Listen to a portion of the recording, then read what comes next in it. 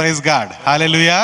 So last week we were discussing about corporate prayer life, right? ನಾವು ಹೊರಗಿನ ಬಾಹಿರವಾದ ಪ್ರಾರ್ಥನೆ ಜೀವಿತದ ಬಗ್ಗೆ ನಾವು ಕಳೆದ ವಾರ ಕೇಳಿಕೊಂಡೆವು. Whatever we're experiencing in our spirit, ನಮ್ಮ ಆತ್ಮದಲ್ಲಿ ಏನೆಲ್ಲ ನಾವು ಅನುಭವಿಸ್ತಿರ್ತೇವೋ, that is salvation, ಅದು ರಕ್ಷಣೆ ಆಗಿರಬಹುದು, presence of the Lord, ದೇವರ ಪ್ರಸನ್ನತೆ ಆಗಿರಬಹುದು, oneness with the Holy Spirit, ಪವಿತ್ರ ಆತ್ಮನೊಂದಿಗೆ ಇರುವಂತಹ ಸಂಬಂಧ, the gifts of the Holy Spirit, ಪವಿತ್ರ ಆತ್ಮನ ವರಗಳು, and being led by the Holy Spirit, ಪವಿತ್ರ ಆತ್ಮನ ಮೂಲಕ ನಡೆಸಲ್ಪಡುವಂತದ್ದು, talking to the Holy Spirit. Pavithra ಆತ್ಮನೊಂದಿಗೆ ಮಾತನಾಡುವಂತದ್ದು. Okay, the Trinity, Father, Son, and the Holy Spirit in us. ತಂದೆ, ಮಗ, ಪವಿತ್ರ ಆತ್ಮನ ಈ ಮೂವರು ನಮ್ಮೊಂದಿಗೆ ಇರುವಂತದ್ದು. Okay, all these are personal experiences. ಇದೆಲ್ಲ ನಮ್ಮ ವೈಯಕ್ತಿಕ ಅನುಭವವಾಗಿದೆ. All these should translate to the church as well. ಎಲ್ಲವೂ ಸಹ ನಮ್ಮ ಬಾಹಿರಂಗವಾಗಿರೋ ನಮ್ಮ ಸಭೆಗೆ ಅದು ತಿಳಿದು ಬರಬೇಕಾಗಿದೆ. Praise God. Okay, so what we have experienced inside, ನಾವು ಏನನ್ನು ಒಳಗಿನಲ್ಲಿ ನಾವು ಅನುಭವಿಸಿದ್ದೇವೆ, now we should be able to dispense or give to others ಅದನ್ನು ನಾವು ಮತ್ತೊಬ್ಬರಿಗೆ ವಿತರಿಸುವವರಾಗಿರಬೇಕು, and encourage others, ಇನ್ನೊಬ್ಬರನ್ನು ಪ್ರೋತ್ಸಾಹಿಸುವವರಾಗಿರಬೇಕು, help them also to experience. ಅವರು ಕೂಡ ಅದನ್ನು ಆ ಅನುಭವಕ್ಕೆ ಬರುವಂತೆ ಅವರಿಗೆ ಸಹಾಯ ಮಾಡಬೇಕು. What is the reason? ಇದರ ಕಾರಣವೇನು? That is to ultimately build the body of Christ. ಇದರ ಮುಖ್ಯವಾದ ಉದ್ದೇಶ ನಾವು ದೇವರ ರಾಜ್ಯವನ್ನು, ದೇವರ ಸಭೆಯನ್ನು ಕಟ್ಟಲಿಕ್ಕೆ. Praise the Lord. From personal discernment ನಮ್ಮ ವೈಯಕ್ತಿಕ ಸಂಗತಿಗಳಿಂದ to the church application. ಅದು ಸಭೆಗೆ ಅನ್ವಯ ಮಾಡುವುದರ ಮೂಲಕ. Praise God. Let's read some scripture portions ಕೆಲವು ವಾಕ್ಯ ಭಾಗವನ್ನು ನೋಡಿಕೊಳ್ಳುವ, and then we'll once again go into time of prayer. ಮತ್ತೊಂದು ಸರ್ತಿ ನಾವು ಪ್ರಾರ್ಥನೆಯ ವಿಷಯವಾಗಿ ನೋಡಿಕೊಳ್ಳುವ. So far we have learned some 8 applications, right? 8 ನಮಗೆ ಅಳವಡಿಸುವಂತ ಸಂಗತಿಗಳನ್ನು ಕಲಿತು. Okay, all these are some parts of the prayer. ಅದು ಪ್ರಾರ್ಥನೆಯ ಒಂದು ಭಾಗವಾಗಿದೆ. Okay, and in the end we talked about fellowship with other believers. ಮತ್ತೆ ಕಡೆಯದಾಗಿ ನಾವು ನೋಡಿಕೊಂಡೆವು ಇತರರ ನಮ್ಮ ಸಹ ಜನರೊಂದಿಗೆ ನಮ್ಮ ಅನ್ಯೋನ್ಯತೆ. Praise the Lord. So if you just think about what we have learned, ಇದುವರೆಗೂ ನಾವು ಏನು ಕಲಿತಿದ್ದೇವೆ ಎಂಬುದು ಯೋಚಿಸಿ. okay, we learned about Bias, Suchi and Zoe, right? BIOS, ಶುಚಿ ಮತ್ತೆ ಝೋಯಿ ಬಗ್ಗೆ ನಾವು ತಿಳ್ಕೊಂಡಿದ್ದೇವೆ. Bias means what? ಬಯೋಸ್ ಅಂದ್ರೆ ಏನು? Our physical life, our body. ನಮ್ಮ ಶಾರೀರಿಕವಾದಂತ ಜೀವಿತ. Okay, Suchi means, or Sukhi or Suchi means, ಸುಖಿ, ಶುಚಿ ಎಂದರೆ okay, it's our soul. ಅದು ನಮ್ಮ ಮನಸ್ಸಿಗೆ ಸಂಬಂಧ. Okay, and Zoe is Holy Spirit coming inside of us, or God's life inside of us. ಝೋಯಿ ಎಂಬುದಾಗಿ ನಾವು ನೋಡುವಾಗ ಆ ದೇವರು ತನ್ನ ಆತ್ಮನ ಮೂಲಕ ನಮ್ಮ ಒಳಗೆ ಬರುವಂತದ್ದು. So we learned that the problem with the believers is that although we have Zoe, ಆ ವಿಶ್ವಾಸಿಗಳ ಸಮಸ್ಯೆ ಏನೆಂಬುದನ್ನು ನೋಡುವಾಗ ನಮಗೆ ಝೋಯಿಯ ಜೀವಿತ ಇದ್ದಾಗಲೂ ಸಹ, our Holy Spirit is inside of us, ಪವಿತ್ರಾತ್ಮ ನಮ್ಮ ಒಳಗೆ ಇದ್ದಾಗಲೂ ಸಹ we are thinking or living in Sukhi or soul life. ನಾವು ಪ್ರಾಣಕ್ಕೆ ಅಥವಾ ಶರೀರ ಸಂಬಂಧ, ಮನಸ್ಸಿಗೆ ಸಂಬಂಧಪಟ್ಟ ಜೀವಿತದಲ್ಲಿ ನಾವು ಜೀವಿಸ್ತಾ ಇರ್ತೇವೆ. Praise the Lord. Praise the Lord. But the word of God is very clear that it asks us to distinguish.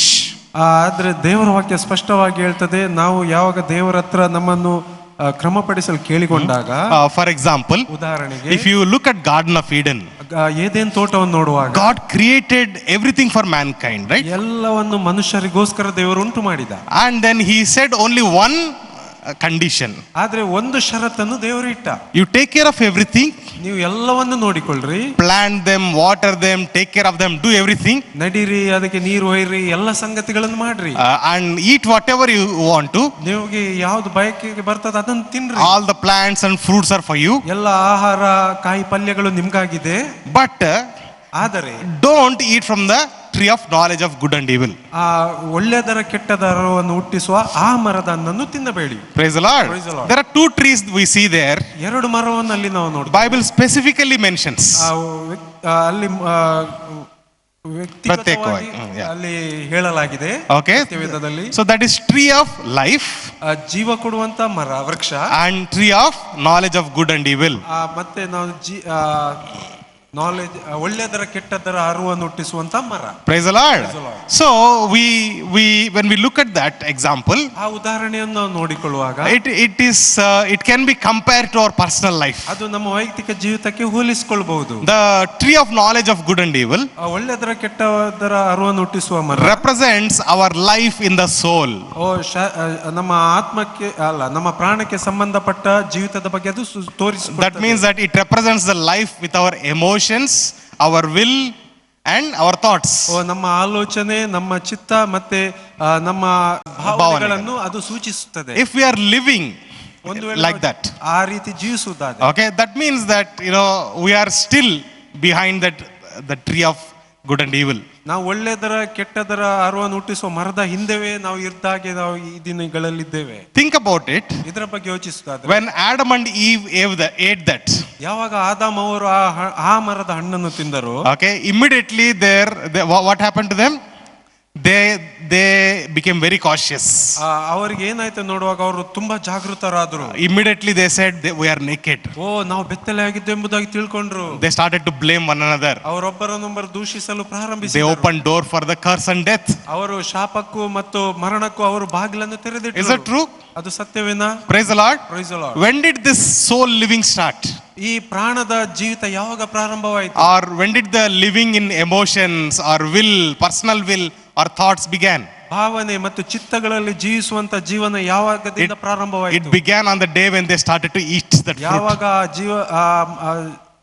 ಒಳ್ಳೆದರ ಕೆಟ್ಟ ಹುಟ್ಟಿಸುವ ಮರದ ಹಣ್ಣನ್ನು ತಿಂದರು ಆ ದಿನದಿಂದ. Is that right? ಅದು ಸತ್ಯವೇ? That's what Bible conveys to us. The story in Genesis. ಅದೇ ಸತ್ಯವೇದ ಆದಿಕಾಂಡದಲ್ಲಿ ನಮಗೆ ಹೇಳುವಂತದ್ದು. Praise the Lord. Praise the Lord. But before that, ಅದಕ್ಕಿಂತ ಮುಂಚೆ it was all about fellowship with the Lord. ಅದು ಕೇವಲ ದೇವರೊಂದಿಗೆ ಅನ್ಯೋನ್ಯತೆಯಿಂದ ಕೂಡಿದ ದಿನಗಳಾಗಿತ್ತು. God used to meet them in the evening, the word of God says. ಸಂಜೆ ವೇಳೆಯಲ್ಲಿ ದೇವರು ತಂಗಾಳಿಯೊಂದಿಗೆ ಅವರ ಮಧ್ಯೆ ಬಂದು ಮಾತನಾಡುತ್ತಿದ್ದರು. They fellowship with the Lord. ಅವರು ದೇವರೊಂದಿಗೆ ಅನ್ಯೋನ್ಯತೆ ಮಾಡ್ತಿದ್ರು. They talked with him. ಆತನೊಂದಿಗೆ ಮಾತನಾಡುತ್ತಿದ್ರು. And they enjoyed everything that God has provided. ದೇವರು ಕೊಟ್ಟದ್ರಲ್ಲಿ ಅವರು ಆನಂದಿಸುತ್ತಿದ್ರು. But the moment they started to think on their own and depend on their own strength, ಯಾವಾಗ ಅವರು ತಮ್ಮ ಸ್ವಂತವಾಗಿ ಯೋಚಿಸ್ತಾ ತಮ್ಮ ಬಲದ ಮೇಲೆ ಹಾತ್ಕೊಂಡ್ರು, okay, that is the time when they started to suffer, struggle for food. ಆ ದಿನದಿಂದ ಅವರು ಬಾಧೆಗೆ ಒಳಗಾಗಿ ಆಹಾರಕ್ಕಾಗಿ ಕಷ್ಟಪಡುವವರಾದರು. They struggled for blessing. ಅವರು ಆಶೀರ್ವಾದಕ್ಕಾಗಿ They ಕಷ್ಟಪಡುವವರಾದರು. struggled to do something. ಅವರು ಏನಾದ್ರೂ ಒಳ್ಳೆ ಕಾರ್ಯ ಮಾಡ್ಲಿಕ್ಕೆ ಕಷ್ಟಪಡುವವರಾದರು. Even though they are plowing, only thorns are coming out. ಅವರು ಅಲ್ಲಿ ಏನು ಅಗ್ದಿದ್ರು ಕೂಡ ಅಲ್ಲಿ ಬೆಳೆ ಬರದೆ ಮುಳ್ಳು ಗಿಡಗಳು ಬರ್ತಾ ಇದ್ದವು. Okay, so many trouble, so much of problem. ಅನೇಕ ಸಮಸ್ಯೆ, ತೊಂದರೆಗಳು. To eat some food, ಒಂದು ಆಹಾರ ತಿನ್ಲಿಕ್ಕೆ they had to sweat from the brow. ಅವರು ಬೆವರು ಸುರಿಸಬೇಕಾಯಿತು. Praise the Lord. Praise the Lord. So that happened because they started to live in soul realm, right? ಕಾರಣ ಅವರು ಪ್ರಾಣದಲ್ಲಿ ಜೀವಿಸಲಿಕ್ಕೆ ಪ್ರಾರಂಭಿಸಿದರು. But God asked us to depend on Jesus Christ, isn't it? ಆದ್ರೆ ದೇವರು ನಮ್ಮನ್ನು ಯೇಸುವಿನ ಮೇಲೆ ಆತುಕೊಳ್ಳಬೇಕೆಂಬುದಾಗಿ ಹೇಳಿದ್ದಾರೆ. The tree of life represents the life that is dependent on Jesus. ಆ ಜೀವ ಕೊಡುವ ವೃಕ್ಷದ ಮರ ಅದು ಯೇಸು ಸ್ವಾಮಿಯನ್ನು ಪ್ರತಿನಿಧಿಸುತ್ತದೆ. Praise God. Praise the Lord. If you depend on Jesus, that means that you are eating from that tree of life. ನಾವು ಯೇಸುವನ್ನು ಆತುಕೊಳ್ಳುವುದೆಂದ್ರೆ ಆ ಮರದಿಂದ, ಆ ಜೀವ ಕೊಡುವ ಮರವನ್ನು ನಾವು ಅದರಲ್ಲಿರುವ ಹಣ್ಣನ್ನು ನಾವು ತಿಂತೇವೆ. Let's read this beautiful scripture, John 6:57. ಯೋಹಾನ 6:57. ಜೀವ ಸ್ವರೂಪನಾದ ತಂದೆಯು ನನ್ನನ್ನು ಕಳುಹಿಸಿಕೊಟ್ಟಿರಲಾಗಿ ನಾನು ತಂದೆಯಿಂದ ಜೀವಿಸುತ್ತೇನೆ, ಅದರಂತೆ ನನ್ನನ್ನು ತಿನ್ನುವವನೇ ನನ್ನಿಂದ ಜೀವಿಸುವನು. Praise the Lord. Praise the Lord. ಯಾರನ್ನು ತಿನ್ನುವವನು? ನನ್ನನ್ನು ಅಂದ್ರೆ ಕ್ರಿಸ್ತನನ್ನು ಪ್ರತಿ ದಿವಸ ತಿನ್ನುವವನು ಅವರ ಮೂಲಕವಾಗಿ ಜೀವಿಸುವವನು. Praise the Lord. The one who eats Jesus Christ, it says. ಯಾರು ಯೇಸುವನ್ನು ತಿಂತಾರೋ ಎಂಬುದಾಗಿ ಇಲ್ಲಿ ವಾಕ್ಯ ಬರೆಯಲ್ಪಟ್ಟಿದೆ. Because he is the life and resurrection. ಕಾರಣ ಆತನೇ ಪುನರುತ್ಥಾನವು ಜೀವವಾಗಿದ್ದಾನೆ. Hallelujah. Hallelujah. Can you turn to neighbor and tell them he is the life and resurrection? ನಿಮ್ಮ ನೆರೆಯವರಿಗೆ ತಿರುಗಿ ಹೇಳ್ರಿ, ಆತನೇ ಪುನರುತ್ಥಾನವು ಜೀವವಾಗಿದ್ದಾನೆ. Praise God. He is the life and resurrection. ಆತನೇ ಪುನರುತ್ಥಾನವು ಜೀವವು. If you eat from him, ಆತನಲ್ಲಿ ನಾವು ತಿಂದಾಗ, okay, you will enjoy that life and resurrection. ಆನಂದವನ್ನು, ಆ ಒಂದು ಪುನರುತ್ಥಾನದ ಅನುಭವವನ್ನು ನಾವು ಅನುಭವಿಸ್ತೇವೆ. Praise God. It is representing life or living by the tree of life, right? ಅದು ಜೀವ ಕೊಡುವಂತ ಮರದ ವಿಷಯವಾಗಿ ಅದು ಪ್ರತಿನಿಧಿಸುತ್ತದೆ. Praise the Lord. Praise the Lord. So we'll see how we can live like that. ಈ ರೀತಿಯಾಗಿ ಹೇಗೆ ಜೀವಿಸಬಹುದು ಎಂಬುದಾಗಿ ನಾವು ನೋಡಿಕೊಳ್ಳೋಣ. And how this will translate into our church. ಅದನ್ನು ಹೇಗೆ ನಾವು ನಮ್ಮ ಸಭೆಗೆ ವಿತರಿಸಿಕೊಳ್ಳಬಹುದು ಎಂಬುದನ್ನು ನೋಡಿಕೊಳ್ಳುವ. Praise God. Praise the Lord. Bible says, ಸತ್ಯವೇದ ಹೇಳ್ತದೆ, we already read in Hebrews 4:12, right? ಇಬ್ರಿಯ 4:12 ನಾವು ನೋಡಿದ್ದೇವೆ. So the word of God is so sharp and powerful. ದೇವರ ವಾಕ್ಯವು ಬಹಳ sharp, ಸಜೀವವಾದದ್ದು, ಕಾರ್ಯಸಾಧಕವಾದದ್ದು. Okay, it can accomplish the purpose. ಕಾರ್ಯ ಸಾಧಕವಾದದ್ದು, right? It can even divide the soul from the spirit, it says. ಅದು ಪ್ರಾಣ, ಆತ್ಮ, ಕೀಳು ಮಚ್ಚಿಗಳನ್ನು ವಿಭಾಗಿಸುವಷ್ಟು ಮಟ್ಟಿಗೆ ತೂರಿ ಹೋಗುವಂತದ್ದಾಗಿದೆ. Praise the Lord. So when you meditate the word of God, ದೇವರ ವಾಕ್ಯವನ್ನು ನಾವು ಧ್ಯಾನಿಸುವಾಗ and inculcate the thoughts from the word of God, ನಾವು ದೇವರ ವಾಕ್ಯದಿಂದ ಆಲೋಚನೆಗಳನ್ನು ತೆಗೆದುಕೊಳ್ಳುವಾಗ, praise the Lord, Praise the Lord. it will give you a discernment. ಅದು ವಿವೇಚಿಸುವಂತ ಆತ್ಮವನ್ನು, ಮನಸ್ಸನ್ನು ಕೊಡುವಂತದ್ದಾಗಿದೆ. It will give you discernment from what is of spirit and what is of your own thoughts. ನಮ್ಮ ವ್ಯಕ್ತಿಗತವಾದ ಮನಸ್ಸಿಗೆ ಬಂದದ್ದೇನು ಅಥವಾ ಆತ್ಮನ ಸಂಬಂಧ ಏನೆಂದು ಅದು ವಿವೇಚಿಸುವಂತೆ ಸಹಾಯ ಮಾಡ್ತದೆ. It will help you to discern what is the thought from the Holy Spirit and what is led by my own emotions. ನನ್ನ ಸ್ವಂತ ಭಾವನೆಗಳಿಂದ ನಾನು ನಡೆಸಲ್ಪಡ್ತಿದ್ದೇನೆಯಾ ಅಥವಾ ಪವಿತ್ರಾತ್ಮನ ಮೂಲಕ ನಡೆಸಲ್ಪಡ್ತಿದ್ದೇನೆ ಎಂಬ ವಿವೇಚನೆಯನ್ನು ದೇವರ ವಾಕ್ಯ ಕೊಡುವಂತದ್ದಾಗಿದೆ. Praise God. We read in Romans 8:6. ರೋಮ 8:6 ವಚನದಲ್ಲಿ ನೋಡಿಕೊಂಡು, that the mind after the flesh is death. ಶರೀರಾನುಸಾರವಾದ ಮನಸ್ಸು ಮರಣಕ್ಕೆ ಮಾರ್ಗವೆಂಬುದಾಗಿ, ರೈಟ್? ಆತ್ಮಾನುಸಾರವಾದ ಮನಸ್ಸು ಜೀವವನ್ನು, ಶಾಂತಿಯನ್ನು ಕೊಡುತ್ತದೆ. Praise the Lord. So we know what is life. ನಮಗೆ ಗೊತ್ತಿದೆ ಜೀವ ಎಂದರೆ ಏನೆಂದು. From where we get life and the peace. ಆ ಜೀವ ಮತ್ತು ಸಮಾಧಾನ ಎಲ್ಲಿಂದ ಸಿಗ್ತದೆ ಎಂಬುದಾಗಿ ನಮಗೆ ಗೊತ್ತಿದೆ. When our mind is inclined towards the spirit of God, ಯಾವಾಗ ನಮ್ಮ ಆಲೋಚನೆಗಳು ದೇವರ ಕಡೆಗೆ ತಿರುಗಿಕೊಂಡಿರ್ತದೋ, or when your mind is inclined towards your spirit which is already resurrected or saved in Christ. ಕ್ರಿಸ್ತನಲ್ಲಿ ಯಾವ ನಮ್ಮ ಆತ್ಮ ಯಾವುದು ರಕ್ಷಣೆ ಹೊಂದಿರ್ತದೋ ಅದಕ್ಕೆ ನಾವು ಆತುಕೊಂಡಿರುವಾಗ, praise the Lord, it gives peace and life. ಅದುವೇ ನಮಗೆ ಜೀವವನ್ನು, ಮನಃಶಾಂತಿಯನ್ನು ಕೊಡುವಂತದ್ದಾಗಿದೆ. Hallelujah. Hallelujah. So the word of God gives us this discernment. ಅದಕ್ಕೆ ಈ ದೇವರ ವಾಕ್ಯ ನಮಗೆ ವಿವೇಚಿಸುವ ಶಕ್ತಿಯನ್ನು ಕೊಡ್ತದೆ. Eating Christ means what? ಯೇಸುವನ್ನು, ಕ್ರಿಸ್ತನನ್ನು ತಿನ್ನುವುದೆಂದರೆ ಏನು? Making him our source for everything, right? ಕ್ರಿಸ್ತನನ್ನೇ ನಮ್ಮ ಎಲ್ಲ ವಿಷಯಗಳಿಗೆ ಮೂಲವಾಗಿ ಮಾಡುವಂತ. From where body gets energy? ನಮ್ಮ ದೇಹಕ್ಕೆ ಎಲ್ಲಿಂದ ಬಲ ಬರ್ತದೆ? From food. ಆಹಾರದಿಂದ, right? Good elements or minerals, everything come from food. ಒಳ್ಳೆ ಸತ್ವ ತುಂಬಿದ ಆಹಾರ ಸೇವಿಸುವಾಗ ನಮಗೆ ಬಲ ಬರ್ತದೆ. So from where body gets the energy? ನಮ್ಮ ದೇಹಕ್ಕೆ ಎಲ್ಲಿಂದ ಬಲ ಸಿಗ್ತದೆ? From the food. ಆಹಾರದಿಂದ. You know what? ನಿಮಗೆ ಗೊತ್ತಾ? The science says, ವಿಜ್ಞಾನ ಹೇಳ್ತದೆ, 80% of diseases, 80% ಕಾಯಿಲೆಗಳು is because of wrong eating. ತಪ್ಪಾದ ಆಹಾರವನ್ನು ಸೇವಿಸುವುದರಿಂದ and not moving, ಕದಲದೇ ಇರುವುದರಿಂದ. Praise the Lord. 80% of diseases the people are facing in the world, 80% ಕಾಯಿಲೆಗಳು ಜನರು ಯಾಕೆ ಅನುಭವಿಸುತ್ತಿದ್ದಾರೆ ಅಂದ್ರೆ because of wrong eating, ತಪ್ಪಾದ ಆಹಾರವನ್ನು ಸೇವಿಸುವುದರಿಂದ and not moving the body, ಮತ್ತೆ ದೇಹವನ್ನು ಅಲುಗಾಡಿಸದಿರುವುದರಿಂದ. Praise the Lord. When I heard this, I was very shocked. ಇದನ್ನು ತಿಳಿದಾಗ ನಾನು ತುಂಬಾ ಆಶ್ಚರ್ಯಚಕಿತನಾದೆ. Are we bringing the diseases just by eating something wrong? ಕೇವಲ ನಾವು ತಪ್ಪಾದ ಸಂಗತಿಗಳನ್ನು ತಿನ್ನುವುದರಿಂದ ನಾವು ಅನಾರೋಗ್ಯವನ್ನು ನಮಗೆ ನಾವು ತಂದುಕೊಳ್ತಿದ್ದೇವೆ. By not moving the body, are we suffering? ನಮ್ಮ ದೇಹವನ್ನು ನಾವು ಆಚೆಚೆ ಹಲುಗಾಡಿಸದೆ ನಾವು ಕಾಯಿಲೆಗಳನ್ನು ತಂದುಕೊಳ್ತಿದ್ದೇವೆ. If only can we eat right and move our body, disease won't come. ನಾವು ಸರಿಯಾದ ಆಹಾರವನ್ನು ಸೇವಿಸಿ ನಮ್ಮ ದೇಹವನ್ನು ಆಚೆ ಈಚೆ ಅಲುಗಾಡಿಸುವುದಾದ್ರೆ ಕಾಯಿಲೆಗಳು ಬರುವುದಿಲ್ಲ. Praise the Lord. Praise the Lord. For our spirit, ನಮ್ಮ ಆತ್ಮಕ್ಕೂ ಸಹ Christ is our food. ಕ್ರಿಸ್ತನು ನಮ್ಮ ಆಹಾರ. Hallelujah. Hallelujah. And his word is our food. ಆತನ ವಾಕ್ಯವೇ ನಮಗೆ ಆಹಾರ. If we feed on him, ಆತನ ನಾವು ಸೇವಿಸುವುದಾದ್ರೆ, if we feed on his word, ಆತನ ವಾಕ್ಯವನ್ನು ನಮಗೆ ನಾವು ತಿನ್ನುವುದಾದ್ರೆ, that gives you life and peace. ಅದು ಜೀವವನ್ನು, ಮನಃಶಾಂತಿಯನ್ನು ಕೊಡ್ತದೆ. But if you keep on feeding the things of the world, ಆದ್ರೆ ನಾವು ಲೋಕದ ಸಂಗತಿಗಳನ್ನೇ ನಾವು ಸೇವಿಸ್ತಾ or ಇರುವುದಾದ್ರೆ, allow the fleshly desires, ಅಥವಾ ಶಾರೀರಿಕ ಆಶೆಗಳನ್ನು ಪೂರೈಸುವುದಾದ್ರೆ, what it will lead to? ಅದು ನಮ್ಮನ್ನು ಯಾವುದಕ್ಕೆ ನಡೆಸುತ್ತದೆ? It will lead to death. ಮರಣಕ್ಕೆ ಮಾರ್ಗವಾಗಿರುತ್ತದೆ. ಮರಣಕ್ಕೆ ಅದು ನಡೆಸುತ್ತದೆ. Praise the Lord. So how do we do that every day? How do we depend on Christ every day? ನಾವು ಕ್ರಿಸ್ತನಿಗೆ ಪ್ರತಿದಿನ ಆತುಕೊಳ್ಳುವುದು ಹೇಗೆ? Through cross and resurrection. ಆತನ ಪುನರುತ್ಥಾನ ಮತ್ತು ಶಿಲುಬೆಯ ಮೂಲಕ. Praise the Lord. Praise the Lord. Through cross and resurrection. ಆತನ ಶಿಲುಬೆ ಮತ್ತು ಪುನರುತ್ಥಾನದ ಮೂಲಕ. So cross represents our natural life. ಶಿಲುಬೆ ನಮ್ಮ ಶಾರೀರಿಕ ಜೀವಿತವನ್ನು ಸೂಚಿಸುತ್ತದೆ. It will deal with the natural life. ಅದು ಶರೀರ ಸಂಬಂಧವಾಗಿ ನಮ್ಮಲ್ಲಿ ವ್ಯವಹರಿಸುತ್ತದೆ. Okay, and resurrection deals with the spiritual life. ಪುನರುತ್ಥಾನವು ನಮ್ಮ ಆತ್ಮಿಕ ಜೀವಿತದೊಂದಿಗೆ ವ್ಯವಹರಿಸುತ್ತದೆ. Hallelujah. What does cross mean? ಶಿಲುಬೆ ಎಂದರೆ ಏನು? Let's read one verse. ನಾವು ಒಂದು ವಚನ ನೋಡಿ. Luke 9:23.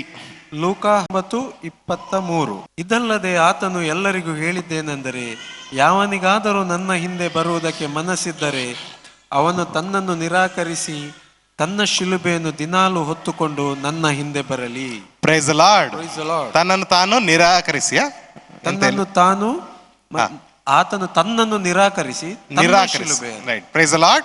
So denying ourselves and taking up the cross, it says. ನಮ್ಮನ್ನು ನಾವು ನಿರಾಕರಿಸಿ ಶಿಲುಬೆಯನ್ನು ನಾವು ಹೊತ್ತುಕೊಳ್ಳುವಂತದ್ದು. Here in the Greek portion, the explanation is very beautiful. Greek ಭಾಷಾಂತರದಲ್ಲಿ ಅದ್ಭುತವಾಗಿ ಇಲ್ಲಿ ವಿವರಿಸಲ್ಪಟ್ಟಿದೆ. In the place where denying himself, it talks about suki.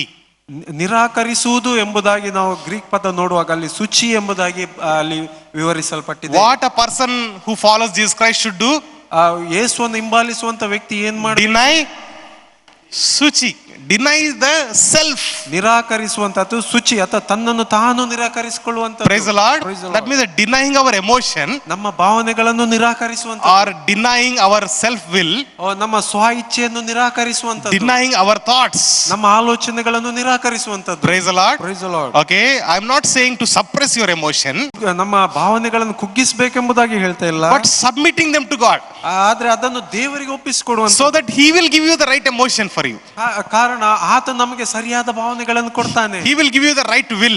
ಆತನು ಸರಿಯಾದ ಚಿತ್ತವನ್ನು ನಮಗೆ ಕೊಡ್ತಾನೆ. He will give you the right thoughts. ಆತನು ಸರಿಯಾದ ಯೋಚನೆಗಳನ್ನು ಕೊಡ್ತಾನೆ. Hallelujah. Hallelujah. So what Jesus said, whoever wants to follow me, ಅದಕ್ಕೆ ಯೇಸು ಹೇಳ್ತಾರೆ, ಯಾರ್ಯಾರು ನನ್ನ ಹಿಂಬಾಲಿಸಲು ಬಯಸ್ತಾರೋ deny your suchi. ಅವರು ತಮ್ಮ ಜೀವಿತವನ್ನು ಶುಚೀಕರಿಸಬೇಕು. Hallelujah. Hallelujah. Deny the self means what? Deny suki. ತನ್ನನ್ನು ತಾನೇ ನಿರಾಕರಿಸುವಂತದ್ದು, ಸುಖಿ ಮಾಡುವಂತದ್ದು. Hallelujah. Praise the Lord. Praise the Lord. So, and what else he says? Take up the cross and follow me. ಅದೇ ತನ್ನ ಶಿಲುಬೆಯನ್ನು ಹೊತ್ತುಕೊಂಡು ನನ್ನನ್ನು ಹಿಂಬಾಲಿಸಲಿ. Hallelujah. Praise the Lord. Praise the Lord. What does cross represent? ಶಿಲುಬೆ ಯಾವುದನ್ನು ಸೂಚಿಸುತ್ತದೆ? Cross represents the death. ಶಿಲುಬೆಯು ಮರಣವನ್ನು ಸೂಚಿಸುತ್ತದೆ. Praise the Lord. Praise the Lord. Who carries the cross? ಯಾರು ಶಿಲುಬೆಯನ್ನು ಹೊತ್ತುಕೊಂಡ್ರು? Jesus carried the cross. For what? Yesu ಹೊತ್ತುಕೊಂಡರು. ಯಾತಕ್ಕಾಗಿ? For our sins and transgressions, right? ನಮ್ಮ ಪಾಪ ಅಪರಾಧಗಳಿಗೆ. In the Roman law or the ruling time, ರೋಮ ಆಳ್ವಿಕೆಯ ಸಂದರ್ಭದಲ್ಲಿ they used the cross to punish the sinners. ಒಬ್ಬ ಪಾಪಿಯನ್ನು ಶಿಕ್ಷಿಸಲು ಉಪಯೋಗಿಸುತ್ತಿದ್ರು ಶಿಲುಬೆ. Okay, who carries the cross? The sinner carries the cross. ಯಾರು ಶಿಲುಬೆ ಹೊರತಿದ್ರು? ಪಾಪಿಗಳು. Okay, Jesus carried our cross or carried cross for us. ಯೇಸು ಸ್ವಾಮಿ ನಮಗೋಸ್ಕರ ಆ ಶಿಲುಬೆಯನ್ನು ಹೊತ್ತುಕೊಂಡನು. He became sin for us. ಆತನು ನಮಗೋಸ್ಕರ ಪಾಪವಾಗಿ ಮಾಡಲ್ಪಟ್ಟ. What cross represents? ಶಿಲುಬೆ ಯಾವುದನ್ನು ಹೋಲಿಸುತ್ತದೆ? It represents death. ಅದು ಮರಣವನ್ನು ಸೂಚಿಸುತ್ತದೆ. Praise the Lord. Praise the Lord. Just for a provoking thought, I want to tell you. ನಮಗೆ ಯೋಚನೆಗಾಗಿ ನಾನು ಹೇಳ ಬಯಸ್ತೇನೆ. Many times we put cross as symbol of Christianity. ನಾವು ಕ್ರೈಸ್ತರು ಎಂಬುದಕ್ಕೆ ಹೇಳಿಕೆ ನಾವು ಶಿಲುಬೆ ಚಿಹ್ನೆಯನ್ನು ನಾವು ಧರಿಸಿಕೊಳ್ತೇವೆ. What is that? ಅದರ ಅರ್ಥವೇನು? It is representing death. Why you want to put death? ಅದು ಮರಣವನ್ನು ಸೂಚಿಸುತ್ತದೆ. ಯಾಕೆ ನಾವು ಮರಣವನ್ನು ನಾವು ಧರಿಸಿಕೊಳ್ಬೇಕು? Symbol of Christianity is resurrection. ಕ್ರೈಸ್ತತ್ವದ ಒಂದು ಚಿಹ್ನೆ ನೋಡುದಾದ್ರೆ ಅದು ಪುನರುತ್ಥಾನ. Hallelujah. Hallelujah. Resurrection is the symbol of Christ. ಆ ಪುನರುತ್ಥಾನವು ಕ್ರೈಸ್ತರ ಒಂದು ಚಿಹ್ನೆಯಾಗಿದೆ. Okay, but what Christ did on the cross is very, very important. ಆದ್ರೆ ಕ್ರಿಸ್ತನು ಶಿಲುಬೆಯಲ್ಲಿ ಮಾಡಿದ್ದು ಬಹಳ ಮುಖ್ಯವಾದದ್ದು. Okay, our death he took upon himself, right? ನಮ್ಮ ಮರಣವನ್ನು ಆತನು ಶಿಲುಬೆಯಲ್ಲಿ ಹೊತ್ತುಕೊಂಡನು. Hallelujah. Hallelujah. So carrying the cross and following him means ಆ ಶಿಲುಬೆಯನ್ನು ಹೊತ್ತುಕೊಂಡು ಆತನನ್ನು ಹಿಂಬಾಲಿಸುವುದೆಂದರೆ daily putting your sin to death upon the cross. ನಮ್ಮ ದಿನನಿತ್ಯದ ಪಾಪವನ್ನು ನಾವು ಶಿಲುಬೆಗೆ ಹಾಕುವಂತದ್ದು. Okay, you must know one thing. ನಾವು ಒಂದು ಸಂಗತಿ ತಿಳ್ಕೊಳ್ಬೇಕು. Your sins are cleansed. ನಮ್ಮ ಪಾಪಗಳು ಕ್ಷಮಿಸಲ್ಪಟ್ಟಿವೆ. You are forgiven. ನಾವು ಕ್ಷಮಾಪಣೆ ಹೊಂದಿದವರು. You are clothed in Christ's righteousness. ನಾವು ದೇವರ ನೀತಿಯ ವಸ್ತ್ರವನ್ನು ಧರಿಸಿಕೊಂಡಿದ್ದೇವೆ. Hallelujah. Hallelujah. Praise God. Do you believe that? ಇದನ್ನು ನಾವು ನಂಬ್ತೇವೆಯಾ? You are sealed with the Holy Spirit. ಪವಿತ್ರಾತ್ಮನ ಮುದ್ರೆಯನ್ನು ಹೊಂದಿದ್ದೇವೆ. You are seated along with Christ in the heavenly realms. ನಾವು ಕ್ರಿಸ್ತನೊಂದಿಗೆ ಪರಲೋಕದಲ್ಲಿ ನಾವು ಕುಳ್ಳಿಸಲ್ಪಟ್ಟಿದ್ದೇವೆ. God's presence himself lives inside of us. ದೇವರ ಪ್ರಸನ್ನತೆ ನಮ್ಮ ಒಳಗೆ ಇರುವಂತದಾಗಿದೆ. We are blessed people and children of God. ನಾವು ಆಶೀರ್ವದಿಸಲ್ಪಟ್ಟವರು, ನಾವು ದೇವರ ಮಕ್ಕಳು. Praise God. Praise the Lord. Yet ಆದರೂ Christ asks us to carry the cross every day. ನಮ್ಮ ಶಿಲುಬೆ ನಾವು ದಿನ ಹೊರಬೇಕೆಂಬುದಾಗಿ ಯೇಸು ಸ್ವಾಮಿ And deny the self. ನಮ್ಮನ್ನು ನಾವು ನಿರಾಕರಿಸಬೇಕು. Because the spirit is saved. ಕಾರಣ ನಮ್ಮ ಆತ್ಮ ರಕ್ಷಿಸಲ್ಪಟ್ಟಿದೆ, but the mind is not renewed. ಆದ್ರೆ ನಮ್ಮ ಮನಸ್ಸು ನೂತನವಾಗಲಿಲ್ಲ. Hallelujah. Hallelujah. It is a daily process. ಅದು ದಿನನಿತ್ಯದ ಒಂದು ಹಾದು ಹೋಗುವಂತ ಘಟಕ. Praise God. Praise the It should Lord. happen every day. ಅದು ಪ್ರತಿದಿನ ಆಗುವಂತದ್ದು. Praise the Lord. Praise the Lord. It should happen every day after day. ಅದು ಪ್ರತಿದಿನ ನವೀಕರಿಸಲ್ಪಡ್ತಾ ಇರಬೇಕು. Praise God. Let's read Romans 6:4. ರೋಮಾಪುರದವರಿಗೆ 6ನೇ ಅಧ್ಯಾಯ 4ನೇ ವಚನ. Praise the Lord. Praise the Lord. What did we receive? We received his resurrection and we have become one in him. ನಾವು ಆತನ ಪುನರುತ್ಥಾನ ಹೊಂದಿ ಆತನೊಂದಿಗೆ ನಾವು ಒಂದಾಗಿದ್ದೇವೆ. Praise the Lord. Praise the Lord. We are living a new life. ನಾವು ಹೊಸ ಜೀವಿತವನ್ನು ಜೀವಿಸ್ತಾ ಇದ್ದೇವೆ. So that new life that is inside of you, so you should live that new life outside. ಆ ನಮ್ಮಲ್ಲಿ ಬಂದಿರುವಂತಹ ಹೊಸ ಜೀವಿತವನ್ನು ನಾವು ಹೊರಗಡೆ ತೋರಿಸಬೇಕಾದ್ರೆ First thing is to deny yourself, put yourself on the cross. ಮೊದಲನೇದಾಗಿ ನಮ್ಮನ್ನು ನಾವು ನಿರಾಕರಿಸಿ ನಾವು ಶಿಲುಬೆಗೆ ಹಾಕಲ್ಪಡಬೇಕು. That's why Paul says, ಅದಕ್ಕೆ ಪೌಲನು ಹೇಳ್ತಾನೆ, I am crucified with Christ. ನಾನು ಕ್ರಿಸ್ತನೊಂದಿಗೆ ಶಿಲುಬೆಗೆ ಹಾಕಿಸಿಕೊಂಡಿದ್ದೇನೆ. What he's saying, ಅಲ್ಲಿ I am dead with Christ. That's what he meant to say. ನಾನು ಕ್ರಿಸ್ತನೊಂದಿಗೆ ಸತ್ತು ಹೋಗಿದ್ದೇನೆ ಎಂಬುದಾಗಿ ಹೇಳ. Praise the Lord. And I'm living in this new resurrection life.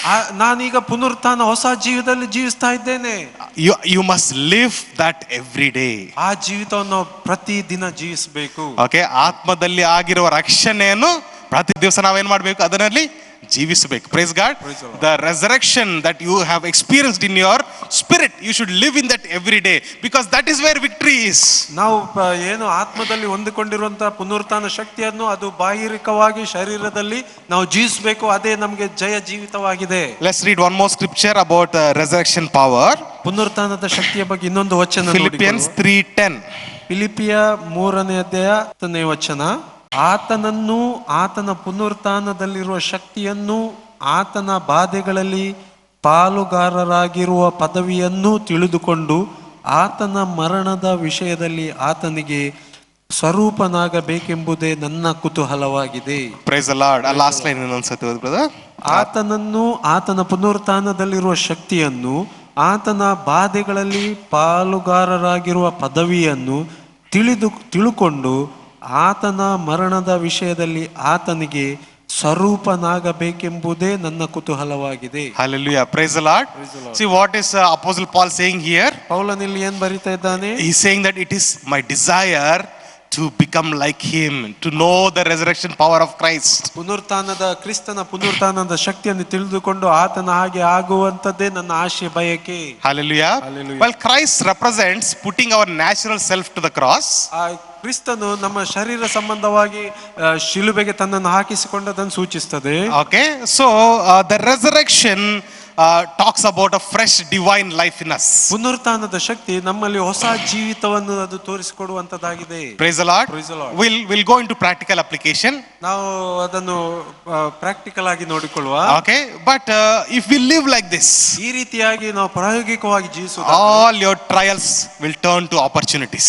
ಎಲ್ಲ ನಮ್ಮ ಸಕಾರಾತ್ಮಕ ಶ್ರಮೆಗಳು ಅದು ಅವಕಾಶಗಳಾಗಿ ಮಾರ್ಪಡ್ತದೆ. All your troubles you will overcome. ಎಲ್ಲ ಸಮಸ್ಯೆಗಳನ್ನು ನಾವು ಮೀರಿ ಮುಂದಕ್ಕೆ ಬರ್ತೇವೆ. You will live in authority of Christ. ನಾವು ಕ್ರಿಸ್ತನ ಅಧಿಕಾರದಲ್ಲಿ ನಾವು ಜೀವಿಸ್ತೇವೆ. And you will become blessing for others. ನಾವು ಇತರರಿಗೆ ನಾವು ಆಶೀರ್ವಾದವಾಗಿರ್ತೇವೆ. Praise God. So what you have experienced inside, ನಾವು ಈ ದಿನ ನಾವು ಏನು ಅಂತರ್ಯದಲ್ಲಿ ನಾವು ಅನುಭವಿಸಿದ್ದೇವೆಯೋ, okay, what you have experienced inside should be translated to outside. ನಾವು ಅಂತರ್ಯದಲ್ಲಿ ಅನುಭವಿಸಿದನ್ನು ಈಗ ಬಹಿರಂಗವಾಗಿ ತೋರಿಸಿಕೊಡಬೇಕಾಗಿದೆ. Hallelujah. Hallelujah. And that should be translated into the church. ಅದು ನಮ್ಮ ಸಭೆಗೆ ಅದು ತೋರಿಸಿಕೊಡಬೇಕಾಗಿದೆ. Through fellowship, ಅದು ಅನ್ಯೋನ್ಯತೆಯ ಮೂಲಕ, through corporate prayer, praying together, ಅದು ಸಮೂಹವಾಗಿ ಪ್ರಾರ್ಥಿಸುವುದರ ಮೂಲಕ, through studying the word together, ದೇವರ ವಾಕ್ಯವನ್ನು ಒಟ್ಟಾಗಿ ಧ್ಯಾನಿಸುವುದರ ಮೂಲಕ, and proclaiming the word together, ದೇವರ ವಾಕ್ಯವನ್ನು ಒಟ್ಟಾಗಿ ಘೋಷಿಸುವುದರ and ಮೂಲಕ, asking some questions like we asked today, how did you pray and how was your fellowship with the Lord? ಒಬ್ಬರಿಗೊಬ್ಬರು ಪ್ರಶ್ನೆ ಮಾಡುವುದರ ಮೂಲಕ, ಹೇಗಿದ್ದೀರಾ, ಹೇಗೆ ನಿಮ್ಮ ಅನ್ಯೋನ್ಯತೆ ಈ ದಿನ ದೇವರೊಂದಿಗೆ ಇತ್ತು ಎಂಬ ಪ್ರಶ್ನೆಗಳನ್ನು ಕೇಳುವುದರ ಮೂಲಕ. Okay, when you do this, ಈ ರೀತಿಯಾಗಿ ನಾವು ಮಾಡುವಾಗ you will experience a corporate anointing. ನಾವು ಸಾಮೂಹಿಕವಾದ ಒಂದು ಪ್ರಸನ್ನತೆಯನ್ನು ಅನುಭವಿಸ್ತೇವೆ. Praise God. Praise the Lord. So personal anointing is there, ವ್ಯಕ್ತಿಗತವಾದ ಒಂದು ಅಭಿಷೇಕವಿದೆ, and you will now experience the corporate anointing. ನಾವು ಸಾಮೂಹಿಕವಾಗಿರುವಂತ ಒಂದು ಅಭಿಷೇಕವನ್ನು ನಾವು ಅನುಭವಿಸ್ತೇವೆ. In this corporate anointing you will see the move of the Holy Spirit. ಈ ಒಂದು ಸಾಮೂಹಿಕವಾದ ಒಂದು ಅಭಿಷೇಕದಲ್ಲಿ ದೇವರ ಪವಿತ್ರಾತ್ಮನ ಚಲನೆಯನ್ನು ನಾವು ನೋಡ್ತೇವೆ. You will see the miracles happening. ಅದ್ಭುತಗಳು ಆಗುವುದನ್ನು ನಾವು ನೋಡ್ತೇವೆ. The confusion leaving the minds of the people. ಎಲ್ಲ ಗೊಂದಲಗಳು ಜನರ ಮನಸ್ಸುಗಳನ್ನು ಬಿಟ್ಟು ಹೋಗುವುದನ್ನು The demons running away. ದುರಾತ್ಮಗಳು ಓಡಿ ಹೋಗುವುದನ್ನು ನಾವು ನೋಡ್ತೇವೆ. Praise the Lord. Praise the Lord. You will see that when you apply what you have experienced to the church. ನಾವು ಅಂತರ್ಯದಲ್ಲಿ ಯಾವುದು ಅನುಭವಿಸಿದ್ದೇವೆ ಅದು ಶಾರೀರಿಕವಾಗಿ ಸಭೆಗಾಗಿ ನಾವು ಹೊರಗಡೆ ಪ್ರದರ್ಶಿಸುವಾಗ ನಾವು ನೋಡ್ತೇವೆ. Praise God. Praise the Lord. 1 John 2:27 says, 1 ಯೋಹಾನ 2:27 ಹೇಳ್ತದೆ, ಒಂದ್ಸತಿ ಓದೋಣ. ಆದರೆ ಆತನಿಂದ ನೀವು ಹೊಂದಿದ ಅಭಿಷೇಕವು ನಿಮ್ಮಲ್ಲಿ ನೆಲೆಗೊಂಡಿರುವುದರಿಂದ ಯಾವನಾದರೂ ನಿಮಗೆ ಉಪದೇಶ ಮಾಡುವುದು ಅವಶ್ಯವಿಲ್ಲ. ಆತನು ಮಾಡಿದ ಅಭಿಷೇಕವು ಎಲ್ಲ ವಿಷಯಗಳಲ್ಲಿ ನಿಮಗೆ ಉಪದೇಶ ಮಾಡುವಂತದ್ದಾಗಿದ್ದು ಸತ್ಯವಾಗಿದೆ, ಸುಳ್ಳಲ್ಲ.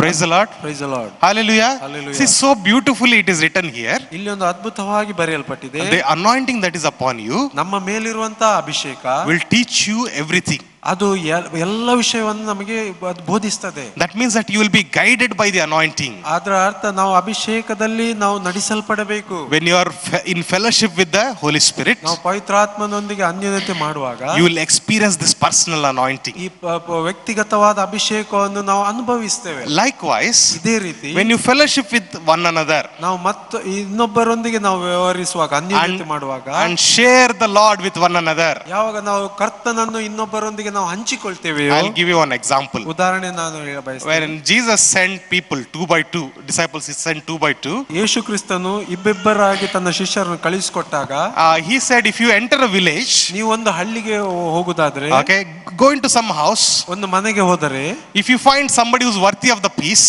ಯಾರಾದ್ರೂ ಸಮಾಧಾನಕ್ಕೆ ಕಾರಣವಾದ ವ್ಯಕ್ತಿ ಅಲ್ಲಿದ್ದರೆ, release your peace. ನಿಮ್ಮ ಸಮಾಧಾನನಲ್ಲಿ ಘೋಷಿಸಿರಿ. Praise the Lord. Praise the Lord. And if they are worthy, they'll receive it. ಒಂದು ವೇಳೆ ಅವರು ಅರ್ಹರಾಗಿದ್ದರೆ ಅವರು ಹೊಂದಿಕೊಳ್ತಾರೆ, Or your peace will return to you. ಇಲ್ಲದಿದ್ರೆ ಆ ಸಮಾಧಾನ ನಿಮ್ಮೊಂದಿಗೆ ಹಿಂದಕ್ಕೆ ಬರ್ತದೆ. Praise the Lord. Praise the Lord. Hallelujah. Hallelujah. What is this Jesus is teaching? ಇಲ್ಲಿ ಯೇಸು ಏನ್ ಬೋಧಿಸ್ತಾ ಇದ್ದಾರೆ? Can we give our peace to somebody? ನಾವು ನಮ್ಮ ಸಮಾಧಾನ ಇನ್ನೊಬ್ಬರಿಗೆ ಕೊಡಬಹುದಾ? Praise God. Praise the Lord. Yes, you can. ಹೌದು, ನಾವು ಕೊಡಬಹುದು. It is talking about the Holy Spirit. Give to somebody. ಇದು ಪವಿತ್ರಾತ್ಮದ ಬಗ್ಗೆ ಹೇಳಲಾಗಿದೆ, ಇನ್ನೊಬ್ಬರಿಗೆ ಕೊಡ್ರಿ. Declare shalom over you. ಘೋಷಿಸಿರಿ, ಸಮಾಧಾನವನ್ನು ಘೋಷಿಸಿರಿ. Hallelujah. Hallelujah. This is not simple words. ಇದು ಕೇವಲವಾದ ಮಾತುಗಳಲ್ಲ. Jesus is showing some heavenly reality.